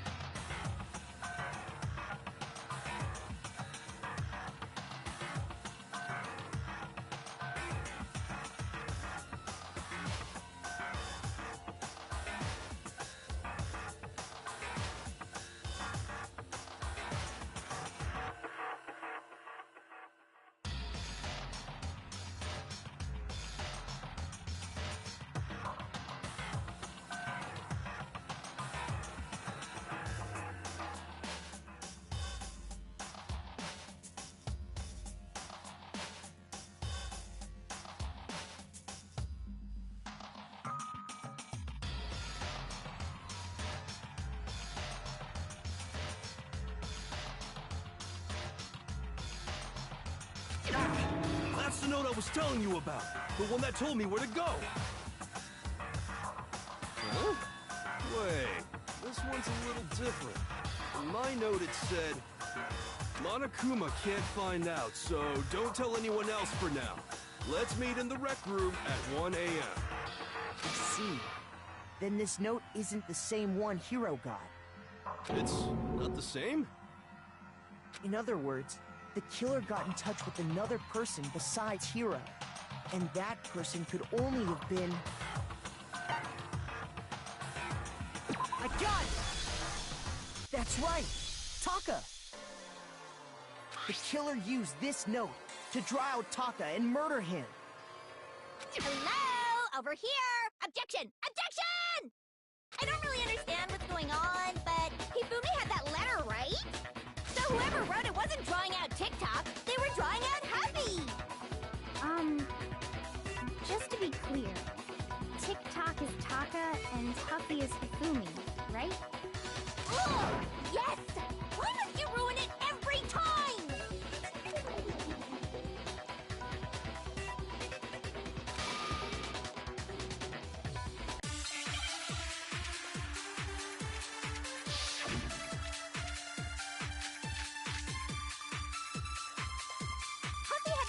right?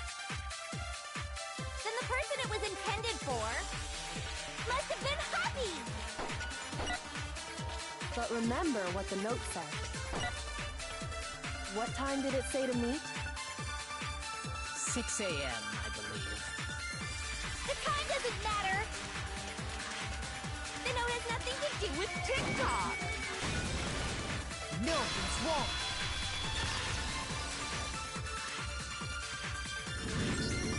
No, there absolutely is a connection. What the hell are you talking about? The note said to meet at 6 a.m., which is the same time Taka was murdered. You've already proven that using his wristwatch. But there's more. Look where the note says to meet. The equipment room, right? Which is where Taka was killed. I see. So, Taka was murdered at both the time and place written in the note. I think that should be plenty to show that this note was definitely meant for Taka. Well, when you put it like that... No further objections! Then someone used that note to trick Taka. Just the same as me. The culprit really is a cold-blooded monster. Telling people they found a way out. But if they gave the note to Taka, what was Hifumi doing with it? Stuffed down his pants, no less! Most likely, Hifumi stole it off Taka's corpse after he died. Huh? He stole it? Where's your proof? Go ahead, show us.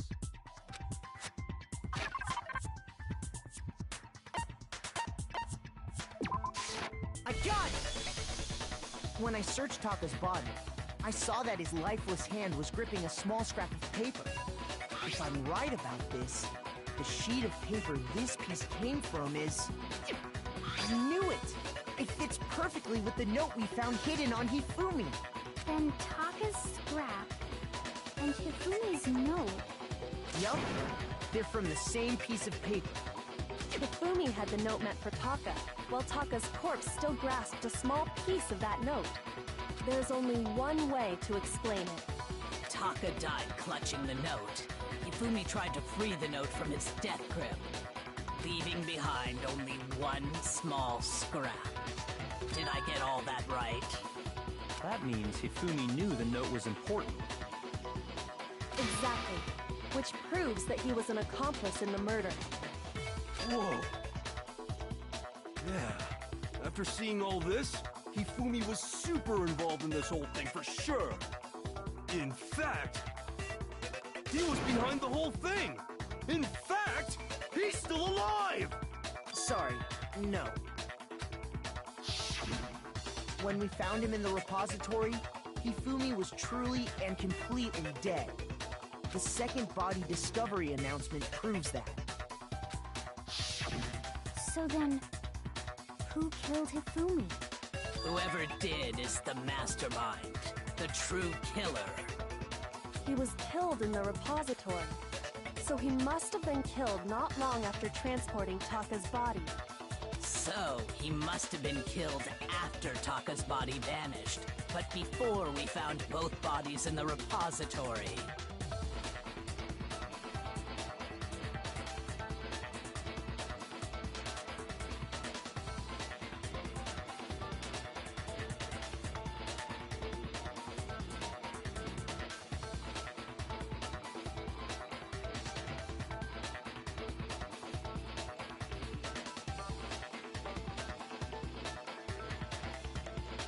During that time, we'd all split up and were searching for Taka's missing body.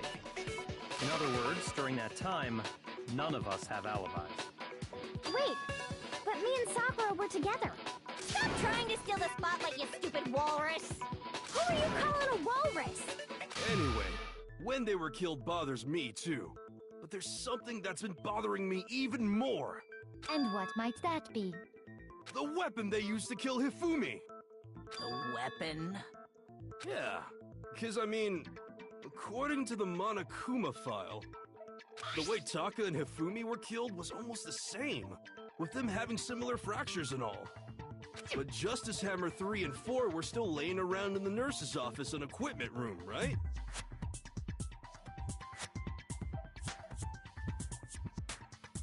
So if Hifumi was killed in the repository, the culprit would have had to grab one of the hammers, kill Hifumi, then put the hammer back where they found it. But wouldn't that be seriously risky for him? I'm surprised. It seems there's some semblance of a brain knocking around that skull of yours after all. Hell yeah, it's packed in there good and tight. He's right, though. I don't understand it either. The Monokuma file makes it clear that they were killed using similar instruments. But if the hammers were already laying around those other rooms... So the question is, how could the culprit have gotten their hands on either of the hammers? Personally, I haven't a clue. So which hammer was used to attack Celeste? Number 1 or number 2? Those were accounted for in other rooms too. And I don't think either one is big enough to kill someone. Then, Is it not possible they used a different weapon? I don't think it is possible. They were both killed with the same kind of thing, right? So then, what was used to kill Hifumi?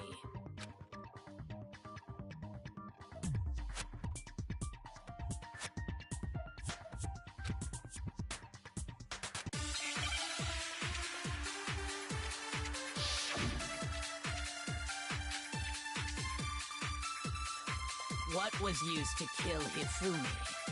Was it Justice Hammer 3? Maybe Justice Hammer 4? Well, whatever it was, there's one thing we have to figure out. How was the culprit able to move around so freely with the weapon? How did nobody witness them carrying it? sounds like a Justice Hammer 5 is about to make its appearance! Check out murdergear.com/hammertime for more info! Well, one thing seems pretty clear. The murder weapon had to be one of the Justice Hammers. No, that's wrong.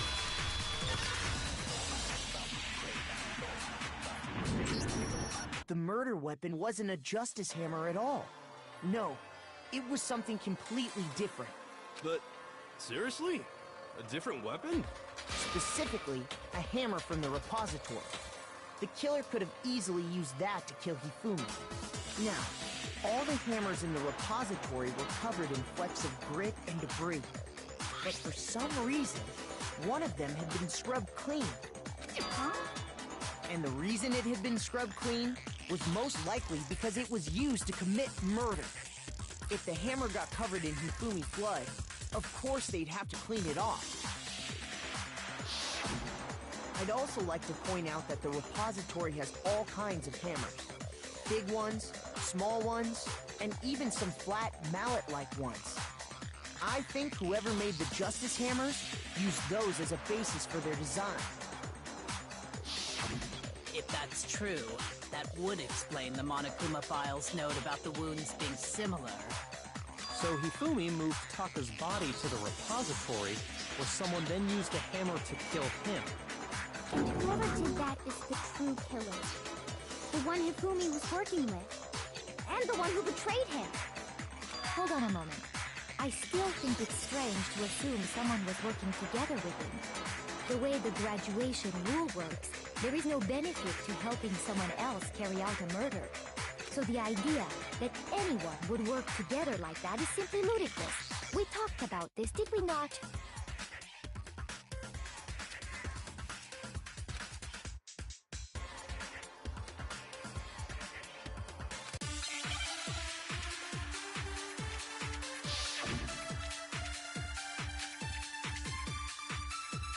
Based on the rules that have been laid out for us, even if more than one person is complicit in the murder, only the one who actually carried out the act can graduate and survive. Assuming the rule holds true, it is simply impossible that two people work together on this. That is how the rule was explained to us. But that only really applies if there's one murder, right? In this case, however, there were two murders. Based on the rules that have even if more than one, only the one who actually, assuming the rule holds true, it is simply impossible that two people work together on this. Shoot! Based on the rules, even if more than one, only the one who actually, assuming the rule holds true. That is. But that only really, In this case, however, there were 2 murders. based on the rules that have been laid out for us, even if more than one person is complicit in the murder, only the one who actually carried out the act can graduate, assuming the rule holds true. It is... No, that's wrong!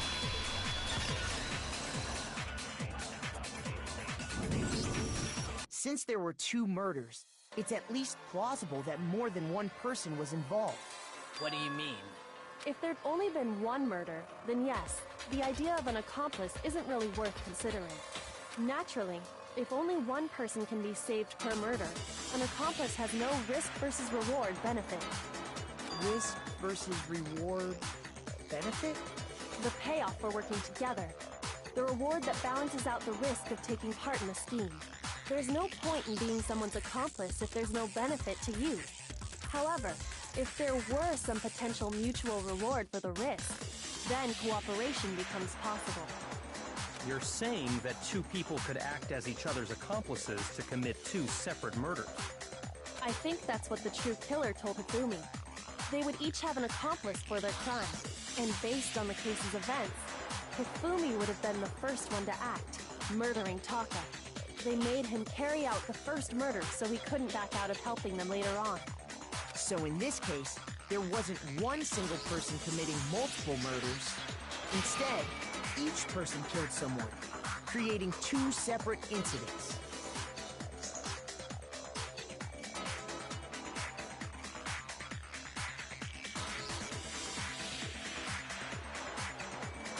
And it only looked like one person because that's how the true killer designed it to look. A single suspicious individual, a similar weapon used in each crime, disappearing bodies.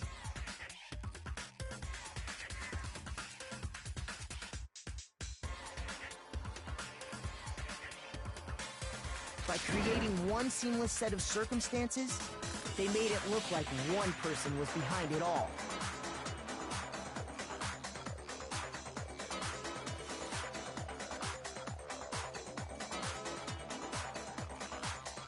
The mastermind picked their target and managed to convince him to go along with their plan. And then, to avoid the no accomplices rule, they simply killed their accomplice. Which, if true, means that betraying Hifumi was part of the plan from the very beginning. That's just awful! How could anyone be so cruel? You think so? I can't help but admire its cunning. Still, their choice of accomplice seems odd.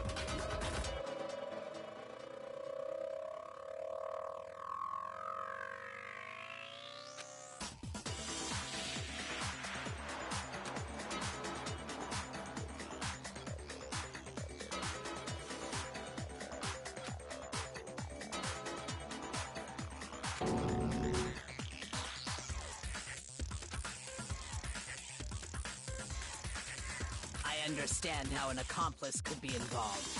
But then, who was the one pulling Hifumi's strings? That's problem numero uno right now!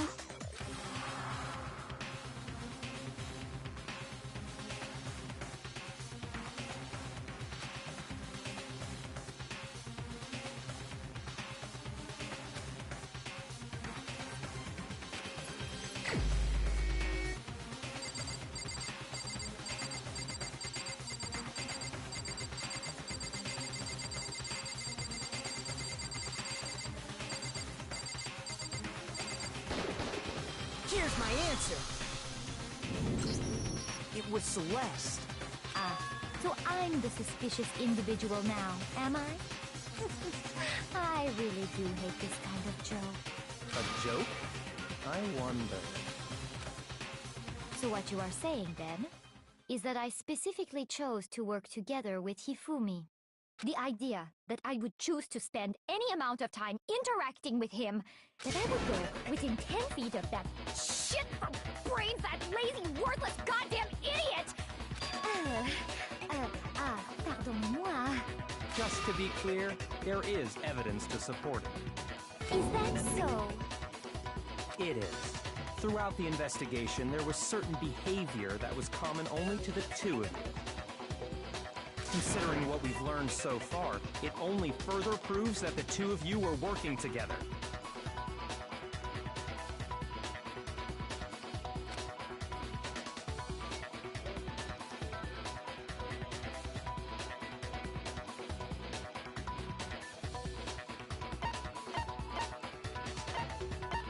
I got it!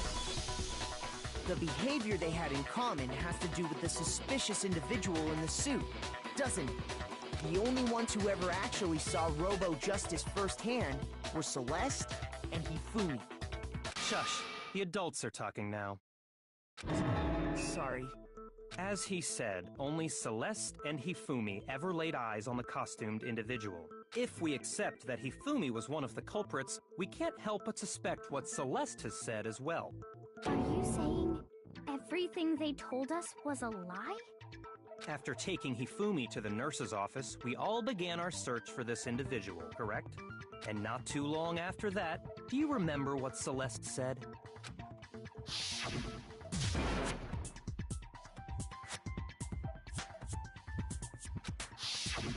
We headed to the second floor specifically because of what she claimed to have seen.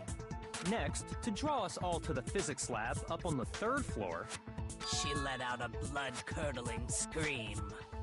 and when we'd all come to see what was wrong, what was it she said?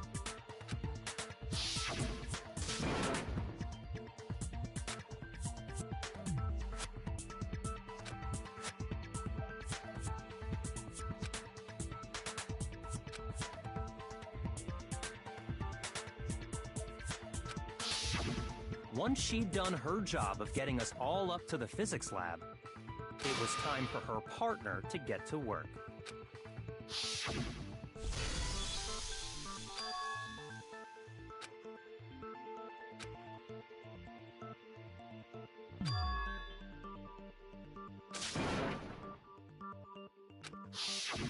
It was to get us to divide into two groups.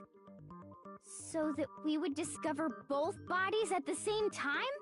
In fact, Celeste was precisely the one who proposed that we split up.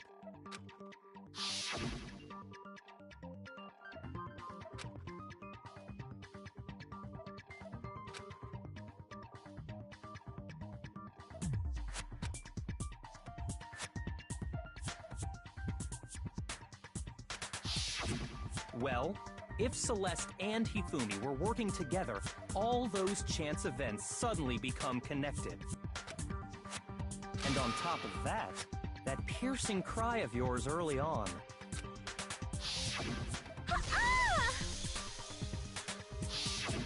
That was to signal Hifumi, wasn't it? It was your way of telling him, we're on the third floor, everything's going according to plan. Why else would you let out a scream that could have carried across the sea? I just realized another strange thing. When we found Hifumi in the nurse's office, who we now know was only pretending to be dead,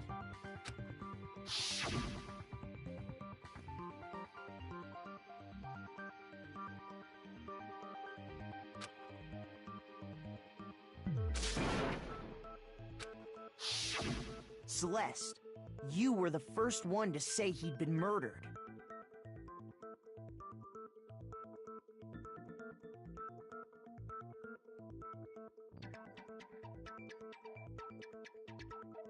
You wanted to make sure we wouldn't have any doubt in our minds. I don't believe it. Everything, the whole thing was one big act. Hina, you were with Celeste when Hifumi's body disappeared, right? Yeah. I was feeling kind of sick, so Celeste took me to the bathroom. Wait! Then that was... She wasn't worried about you. She just saw a chance to help Hifumi sneak out of the nurse's office. Each piece isn't much by itself, but start putting them together and the picture gets very ugly indeed. Wouldn't you agree, Celeste? I have no idea what you mean. Don't bother trying to deny it. You made one fatal mistake. Oh, did I? I didn't even catch it myself when you first said it. But looking back, I can say that that one little slip-up was your undoing. What are you talking about? I'm talking about what you said after Hifumi's body disappeared and we returned to the nurse's office.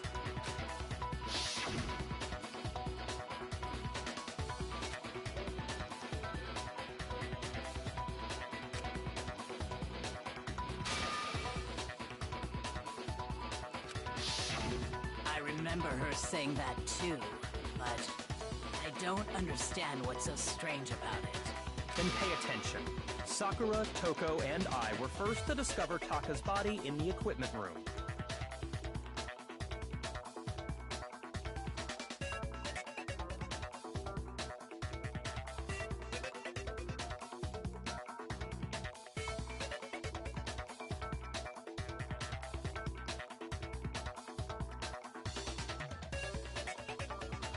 Then Makoto showed up and told us Hifumi had been killed. So Sakura and I left with Makoto. Once we were in the hall, we ran into Celeste, and the four of us headed to the nurse's office. Now, the entire time we were together, none of us said anything about Taka being dead. Think about it. Celeste's comment doesn't make sense. It was completely out of place.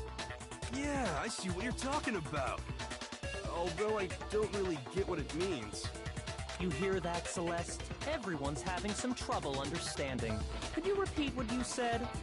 If you're really not the culprit, you shouldn't have any problem repeating it, right?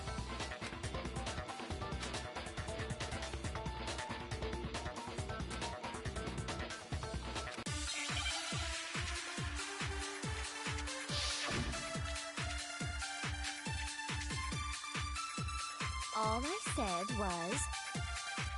they must really be enjoying this. Enjoying the sight of us standing around, frightened and confused. They must be positively elated. We are all going to die here. We are going to die, just like those guys died. And that is all I said. And that's all it takes to finish this. It's obvious, isn't it, what was so strange about Celeste's comment? All I said, they must really enjoying the sight of us. They must be. We are all going to die. We are going to die. Just like those... No, it's wrong.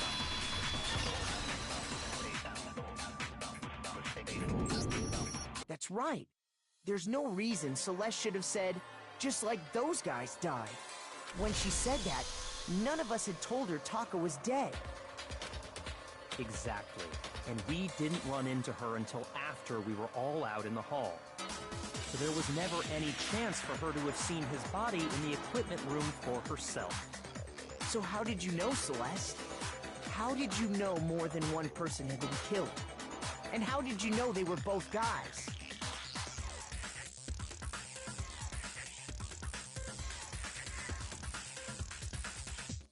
Because Kyoko had also disappeared, right? So she could have been dead too.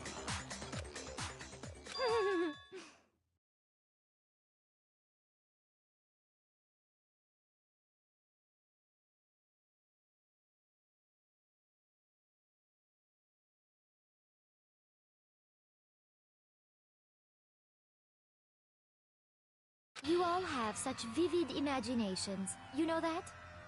Imaginations? You claim that I was lying when I told you about the suspicious person I saw. Then what about the picture I took? How do you explain this picture of the costumed villain dragging Hifumi away? It has to be some kind of setup, right? So let's put the suit on. And then she used the camera's timer to set up the picture. Have you so quickly forgotten? You are the only one who could have possibly fit into that suit. Plus, I happen to know that this particular camera does not have a timer. In other words, it is an unassailable fact that this is a picture of Hifumi being dragged away. If everything I told you was a lie, how can this picture exist? Simple. Are we sure that's really a picture of the suspect dragging Hifumi away? What could you possibly mean by that? Surely there are other explanations than the one you've offered up. No, there is no other explanation.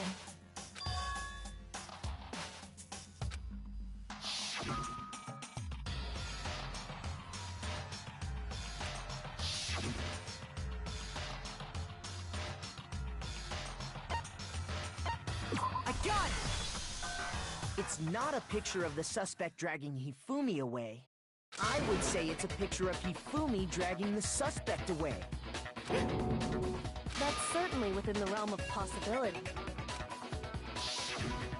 The one being dragged off in that picture isn't Hifumi, but the person in the robot suit. We've simply been led to believe that it's the other way around. And the strange costume might only exist to lead us astray even farther. If you saw someone wearing something like that in this situation, of course you'd notice and be suspicious. That's what happened! You put me to sleep and made me out to be the bad guy in all this! Such a thing is utterly impossible. Hifumi was dragging him away? Ridiculous. Is it? I don't think it's ridiculous at all. Then shut your mouth and allow me to educate you.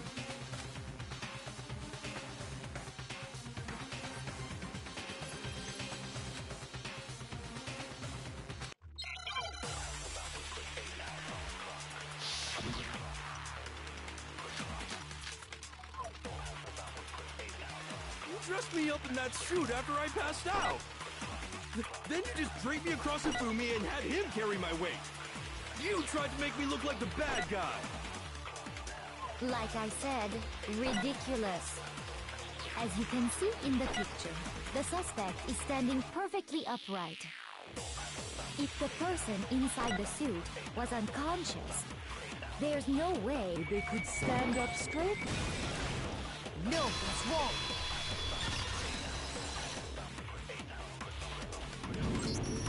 No. Even if the person inside the suit were unconscious, they could still stand up like that, because that Robo-Justice suit had a certain characteristic.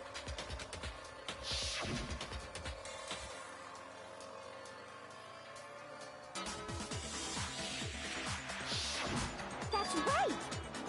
They totally made a mistake when they made it, so it couldn't bend at the waist. I'm not so sure that was a mistake. I think the suit was designed from the beginning to be used the way it was. Celeste and Hifumi took the suit they'd specially designed and stuffed Hiro into it. That's how they were able to fake that whole thing. The point of it all was to make us believe whoever was in the suit was to blame. Well then, I suppose this is checkmate. Checkmate?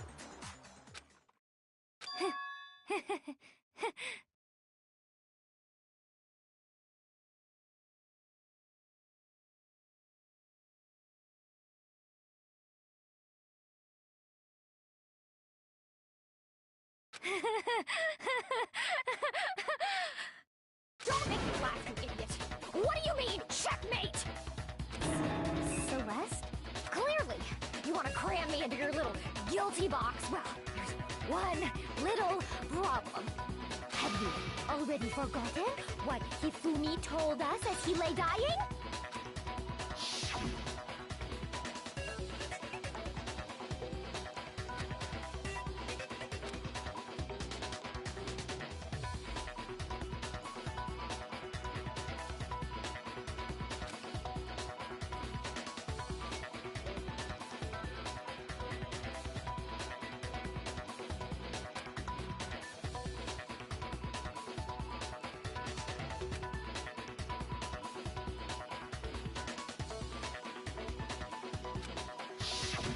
When we asked him who had attacked him, his answer was quite clear, was it not? He said, and I quote, Yasuhiro. In other words, Yasuhiro Hagakure! Wait! But my name isn't really Yasuhiro! It's actually Taro! Your confusing statements don't make any sense. You're only making things more complicated. He did say Yasuhiro, but are we sure he was really pointing the finger at Hiro? What the hell are you talking about? I'll burn you alive! Kyoko, what do you mean by that? Think back to how Hifumi used to talk to us. How did he refer to each of us? I got it! That's right! Our last names! He called us all by our last names! Exactly. I know I heard him say Mr. Naegi more than once, for example. So if Hifumi did mean to say Hiro's name, he would have said his last name, Hagakure. I'm sure it was just incidental. By chance, his first name. Indecent? Don't talk. Random chance. Now isn't that a convenient explanation? No, there's no reason to think he would have said the name any different than normal.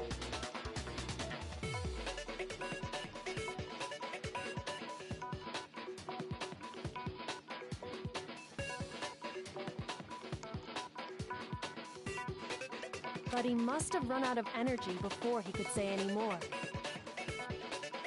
So Hifumi was trying to tell us the last name of whoever killed him? But the name he said doesn't apply to anyone here. Well, no. Hold on. There's one person it could apply to. And that's Celeste. She never actually told us what her real name is.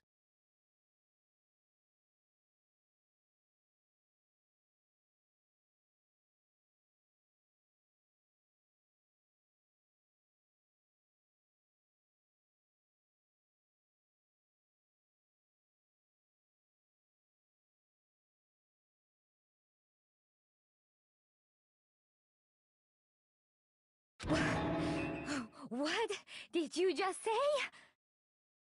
To think you'd take your false accusation so far, I don't know whether to laugh or spit! Come on! Enough with your idiotic blather! Yasuhiro is a loser's name! Do I look like a loser to you? Well, do I? What? I think I've earned the right to be a little on edge. Okay, then fill us in. What's your real name? Make sure your ear holes are wide open and listen up! My real name is Celestia Ludenberg. Could you please stop making me repeat myself over and over again?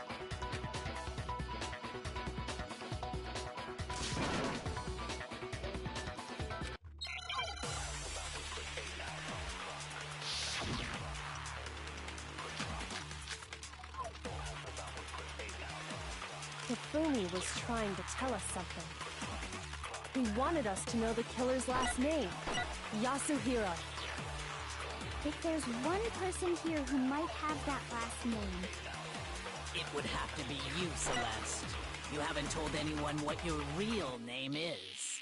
How many times do I have to tell you? My name is... Celestia Ludenberg! God damn it!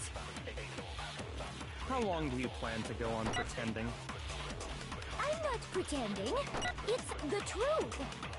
And since you have no way to contradict me, that's the only truth there is! Moron! Hifumi who wanted us to know the killer. If there's one person... It would have to be you, Celeste. How many times? Celestia Ludenberg! God damn it! How long do you plan to... I'm not pretending, and since... You have no way to contradict me! No, he's wrong!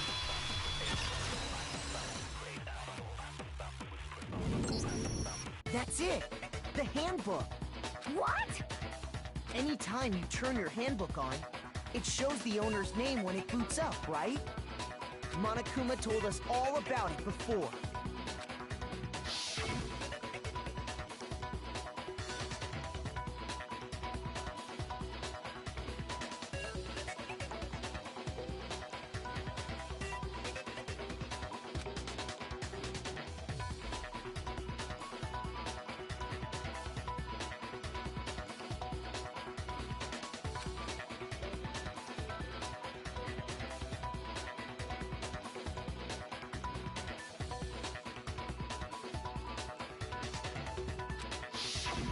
So all we have to do is check her handbook, and that'll clear up everything.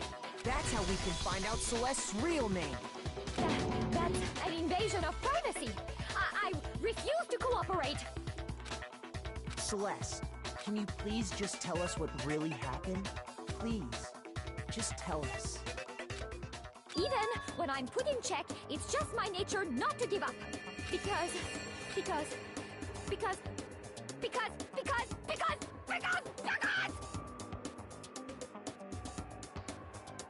Until the game's over, you never know what might happen! Fine then. Let me settle it.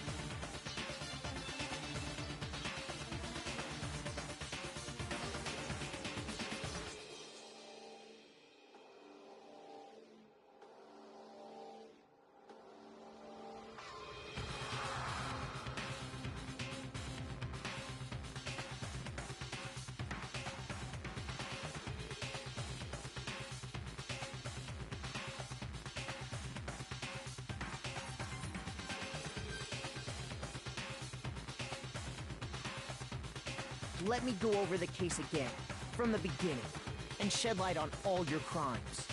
And that'll bring everything to an end.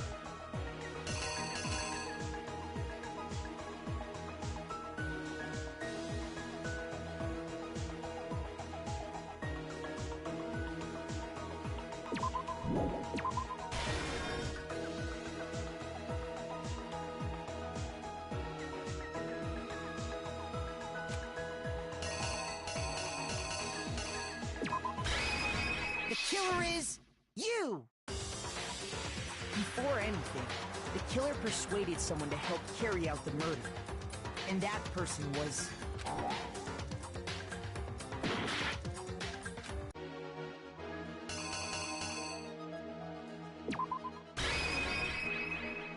The killer is you! Before anything, the killer Hifumi. With an accomplice, the killer was able to execute a number of otherwise impossible schemes.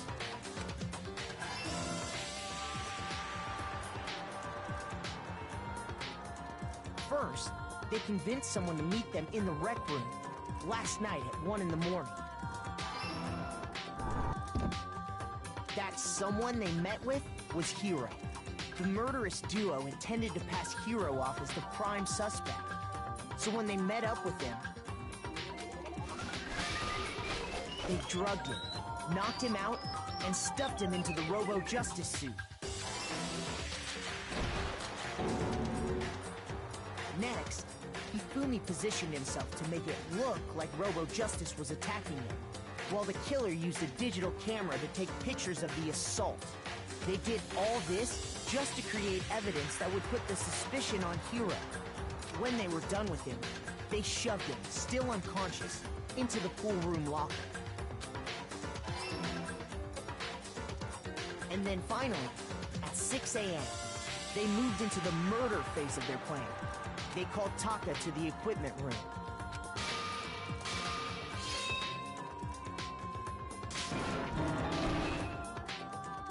And that's where Hifumi killed him, making it the scene of the first murder. The murder weapon was Justice Hammer 4, which was left there in the equipment room. The reason Hammer number 4 was used was to create confusion about the order of the crimes.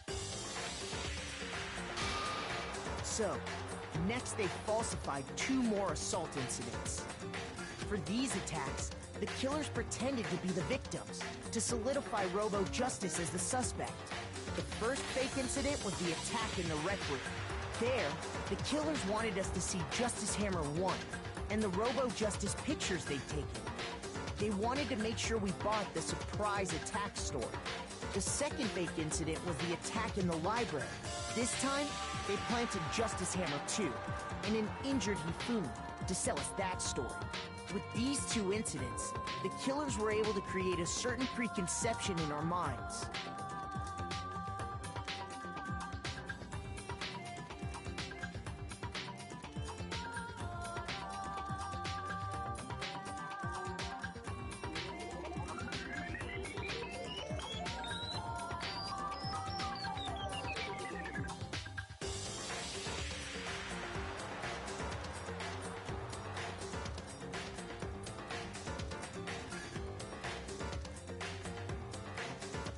That the suspect was increasing the size of the hammers and attacking people in order as they did.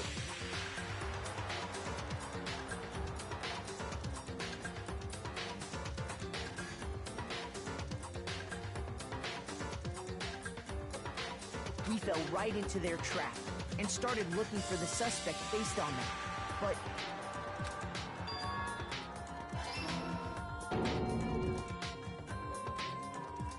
while we did that, we left Hifumi alone in the nurse's office.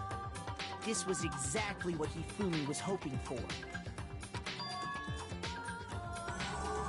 He took a blood packet from the refrigerator and Justice Hammer 3 and turned the room into a crime scene in which he himself had apparently been brutally murdered. He let out a scream to draw us back, and when we returned, that's what we found. Meanwhile, The other group that had been out searching found Taka's body at the same time. So when we heard the body discovery announcement, we naturally assumed it was for Hifumi. We left the nurse's office, and Hifumi once again took advantage of the situation. He simply got up and made his escape. When we learned his body had disappeared, we all rushed back to the nurse's office. And once again, Hifumi had the chance he was waiting for. This time, he snuck into the equipment room.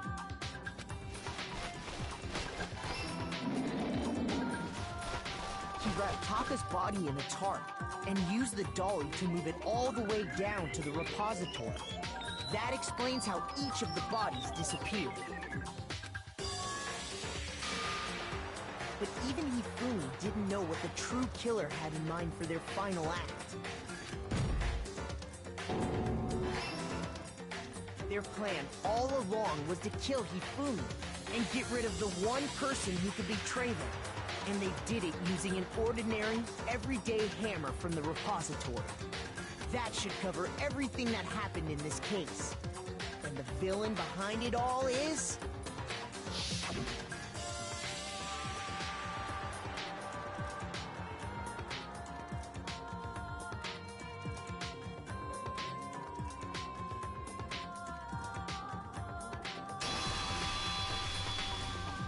Celeste! Sorry, you lose. I lost? When was the last time I was forced to utter such words? They hang heavy around my neck. Then you admit it? You're the killer? Listen to you, trying to take charge, as if you're my private instructor. I, Celestia Ludenberg. Actually, no.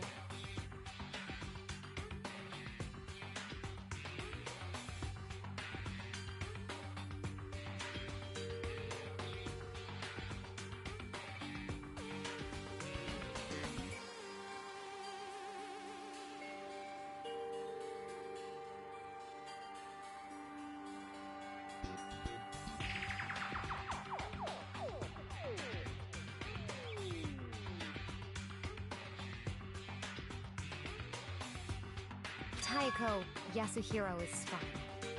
Taiko? So, you finally accepted it. I'm the kind of person, once I've lost, I don't like things to drag on. Interesting.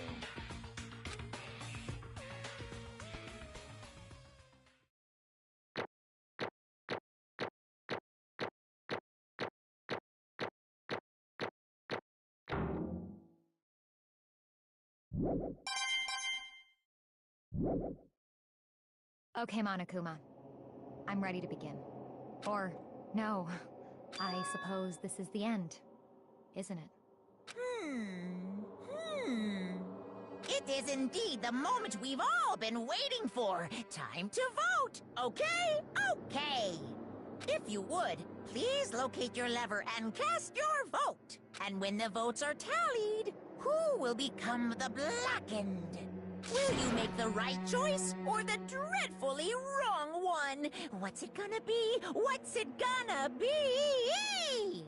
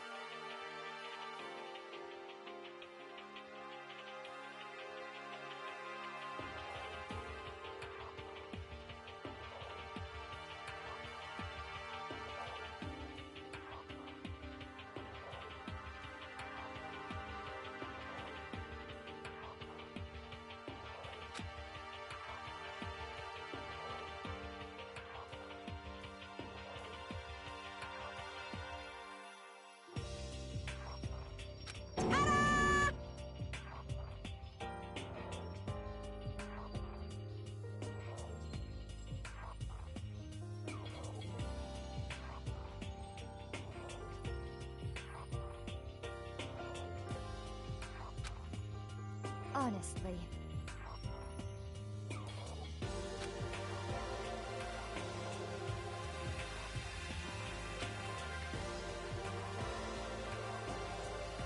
I knew it.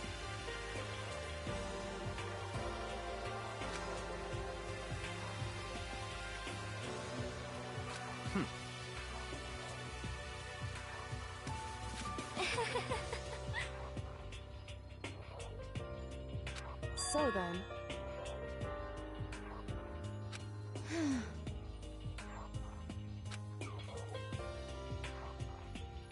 Indeed.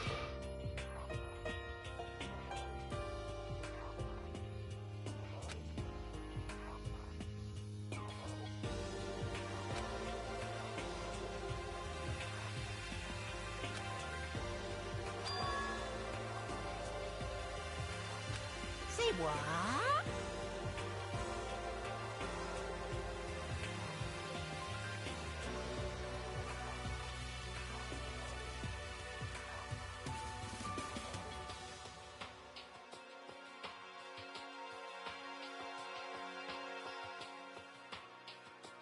Just a second.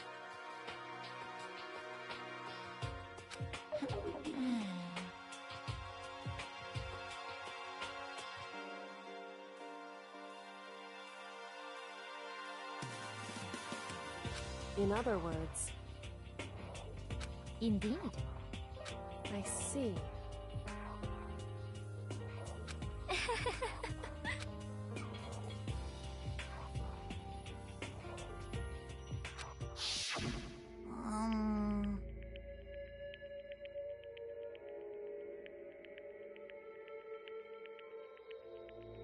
Actually,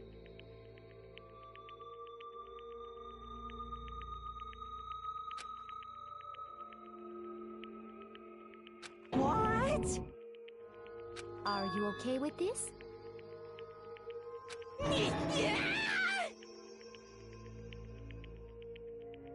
So then...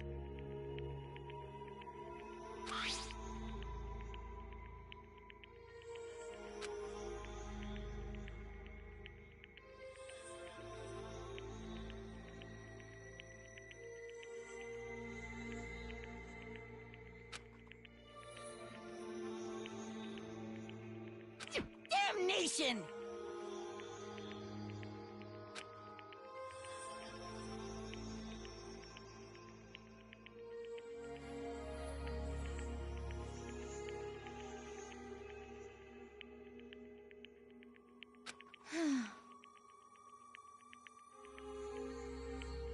Say what? As for me...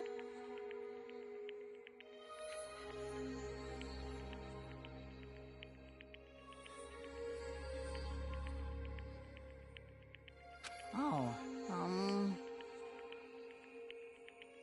As for me...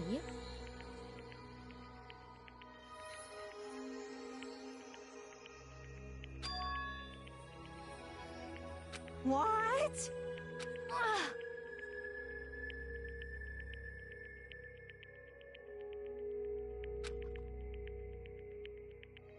Damnation!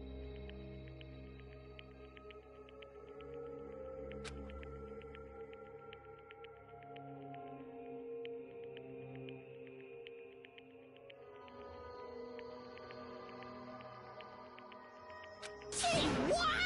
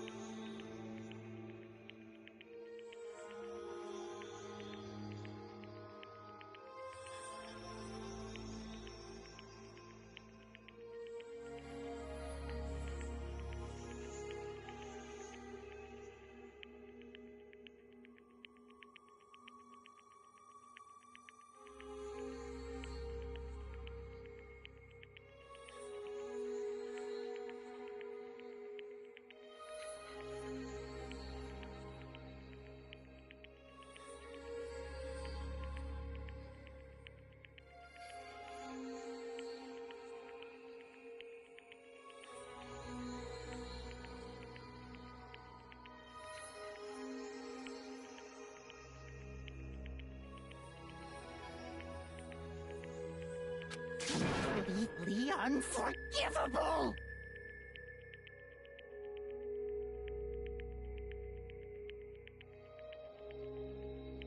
Most unfortunate.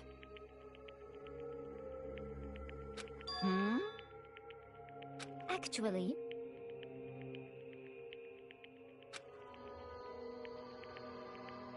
What?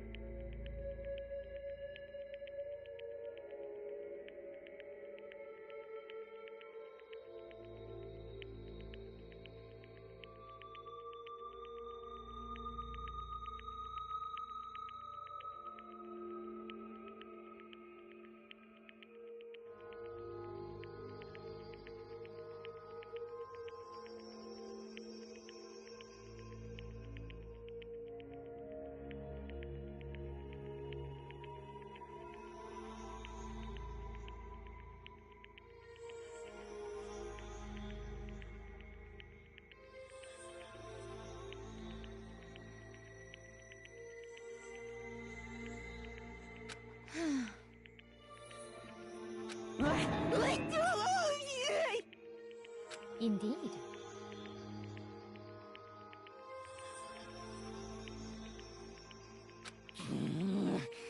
This is unforgivable! Completely unforgivable! Honestly.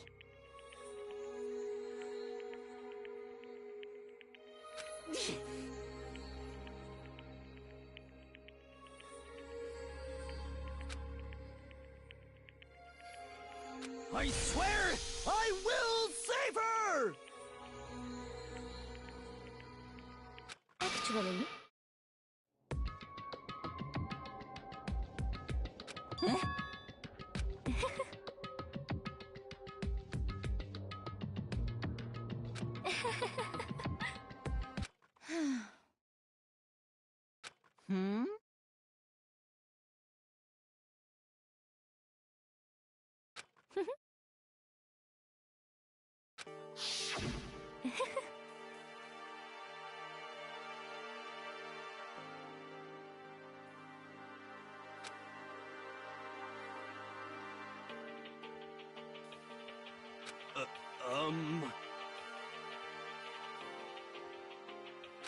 I see.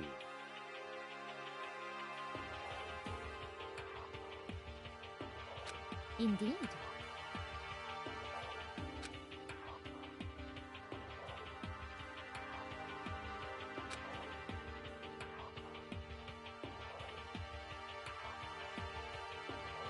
But...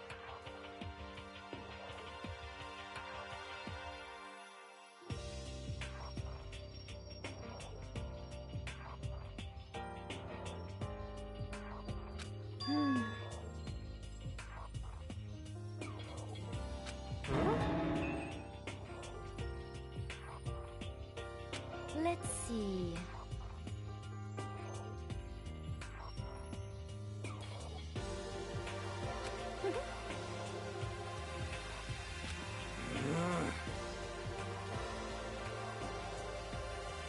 Well,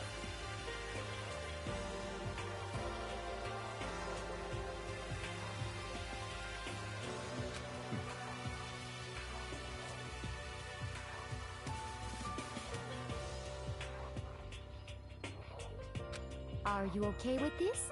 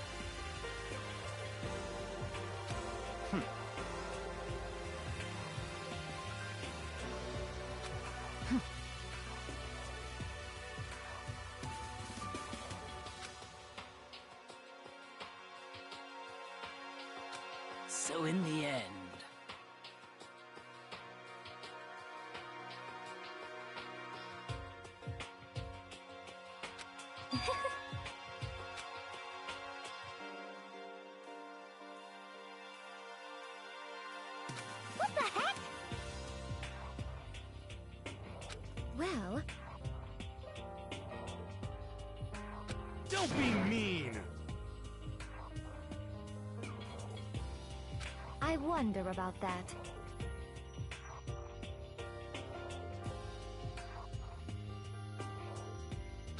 Why?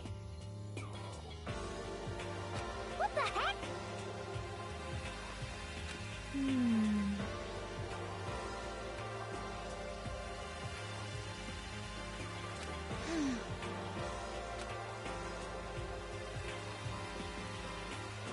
But...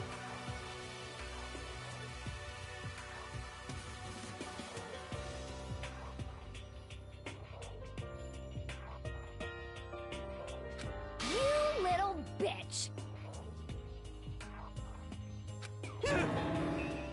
Hey!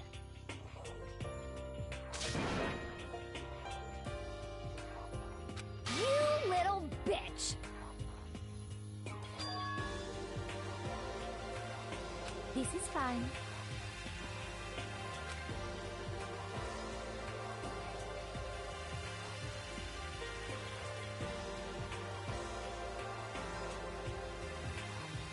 Honestly.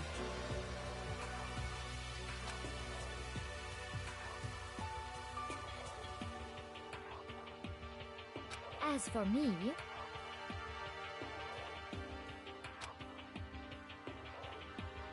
isn't it wonderful?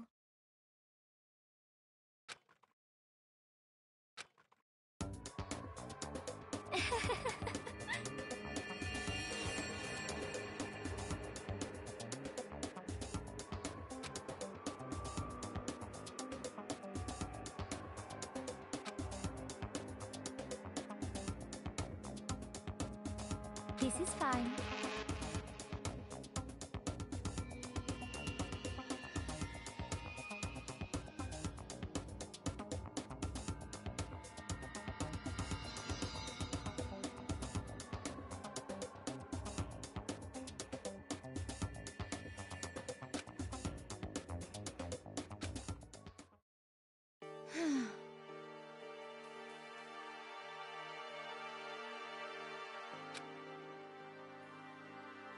There is nothing to be done.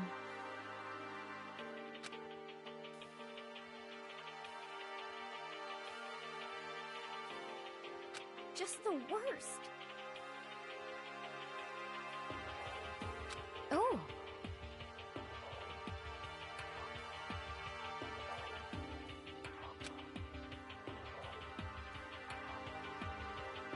Do you understand?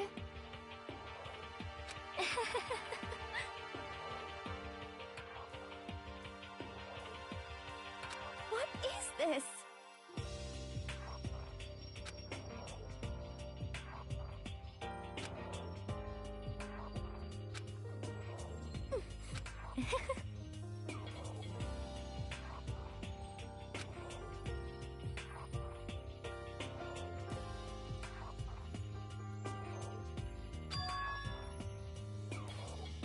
Yes, indeed.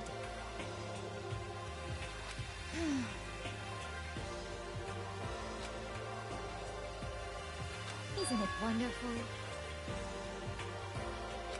Hey...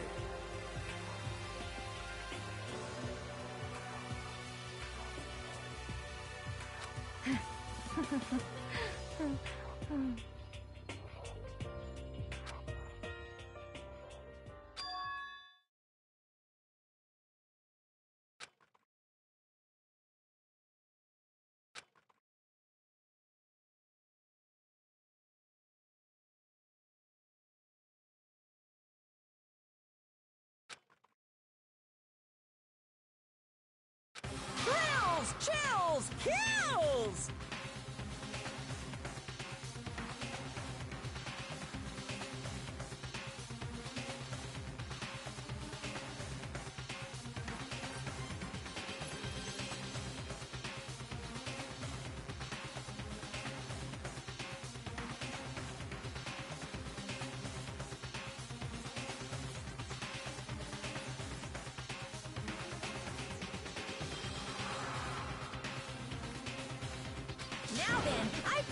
a very special punishment!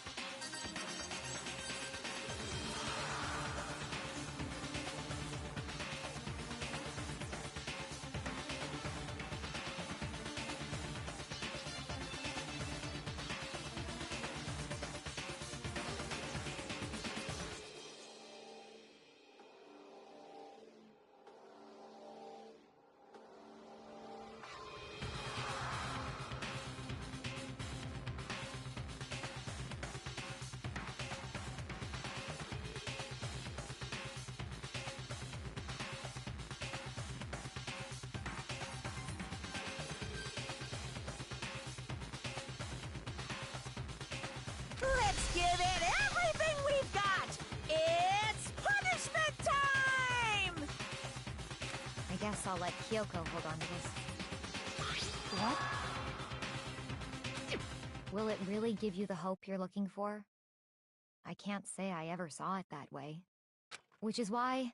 Actually, it's not important. Well then, take care, everyone.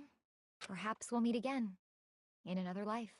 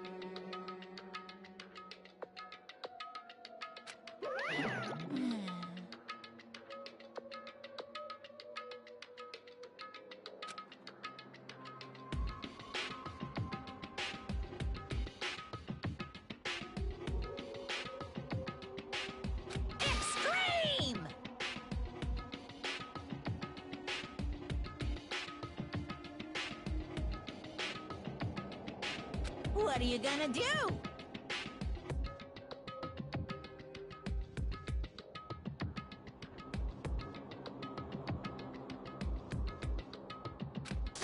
Let me out of here!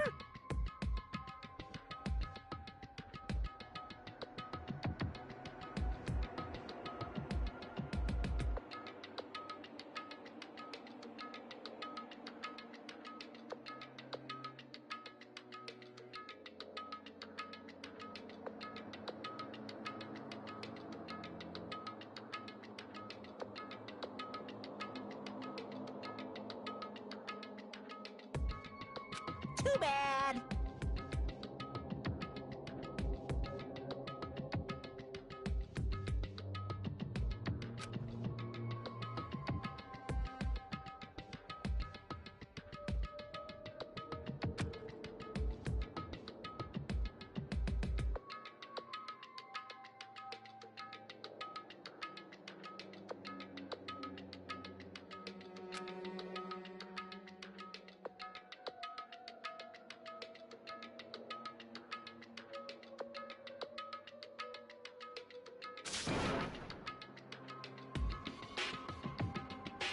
How strange.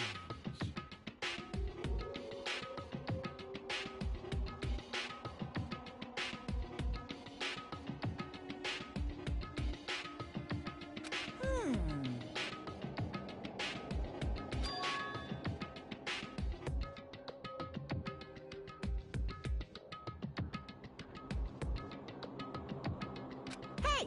Hey!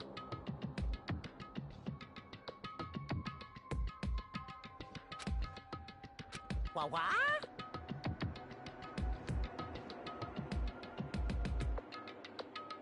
So then, you...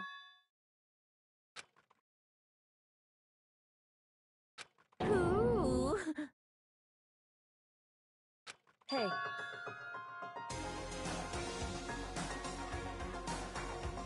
Ooh! How exciting!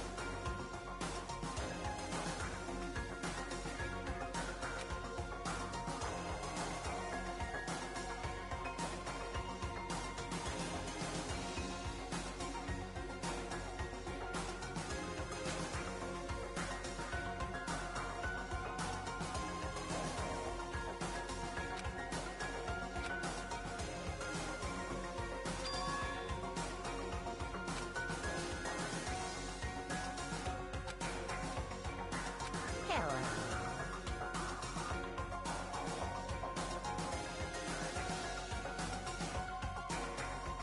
Well?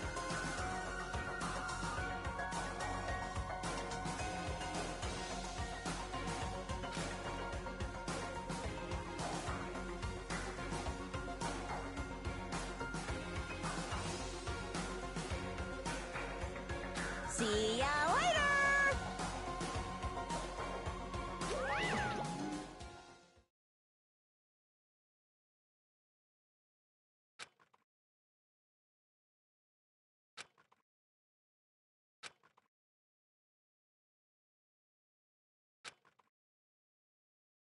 so...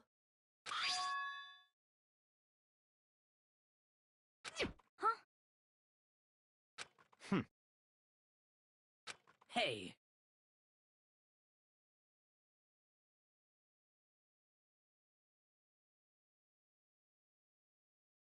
Indeed.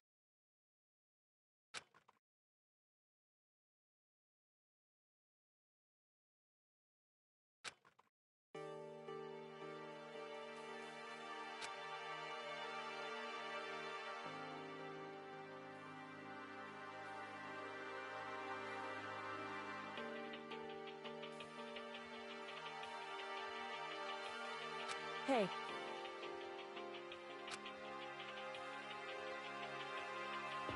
What? so... Come on.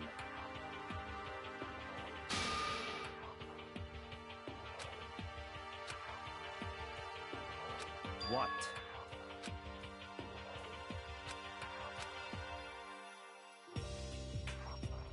Goodbye.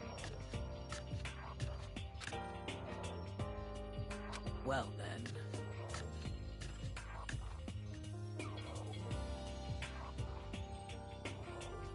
Yo!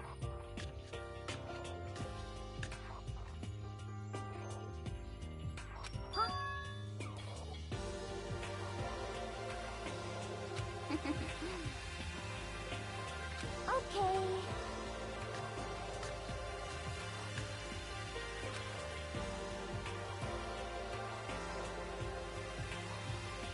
Shall we go?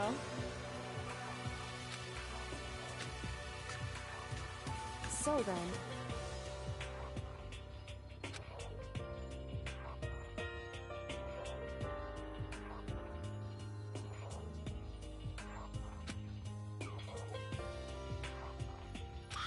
You really came.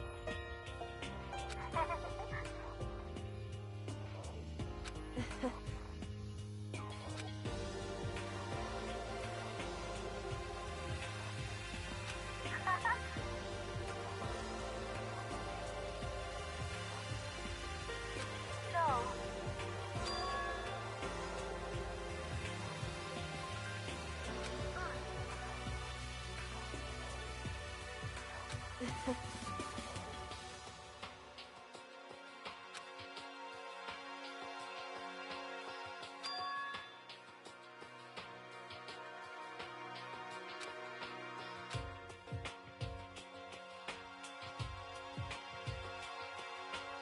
You... However...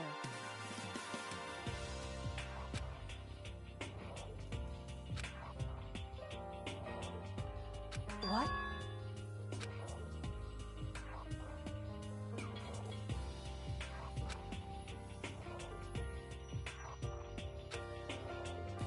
Indeed.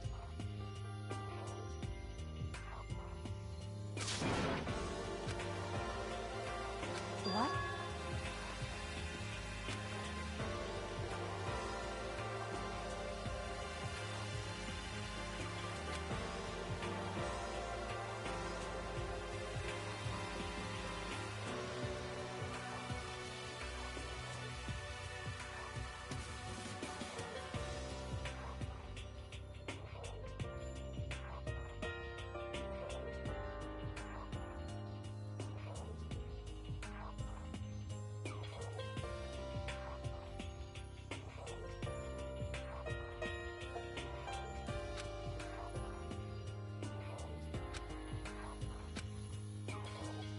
It's true.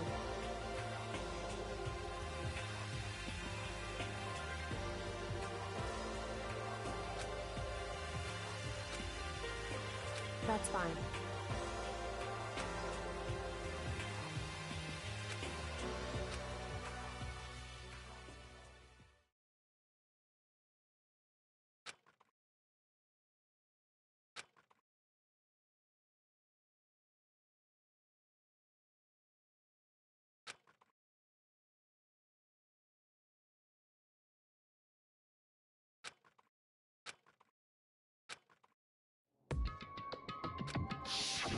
Correct.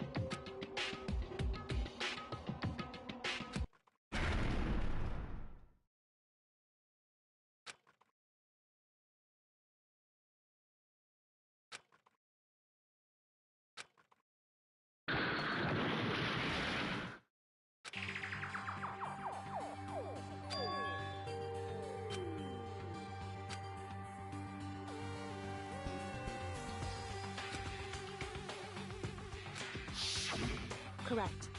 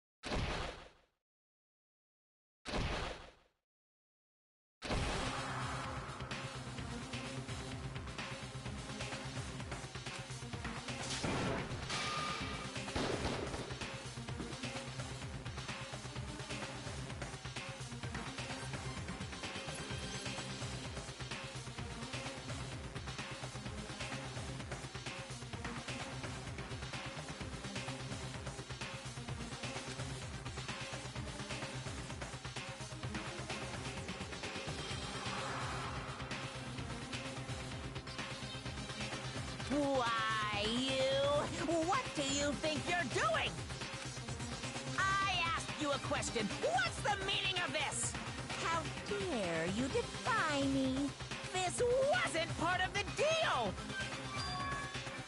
I've made a decision. I will no longer retreat, no longer compromise, no longer regret. I've made my decision. I'm going to resist you. Okay. But you do realize what will happen if you go through with this, right? You haven't forgotten, have you? What I'm holding hostage?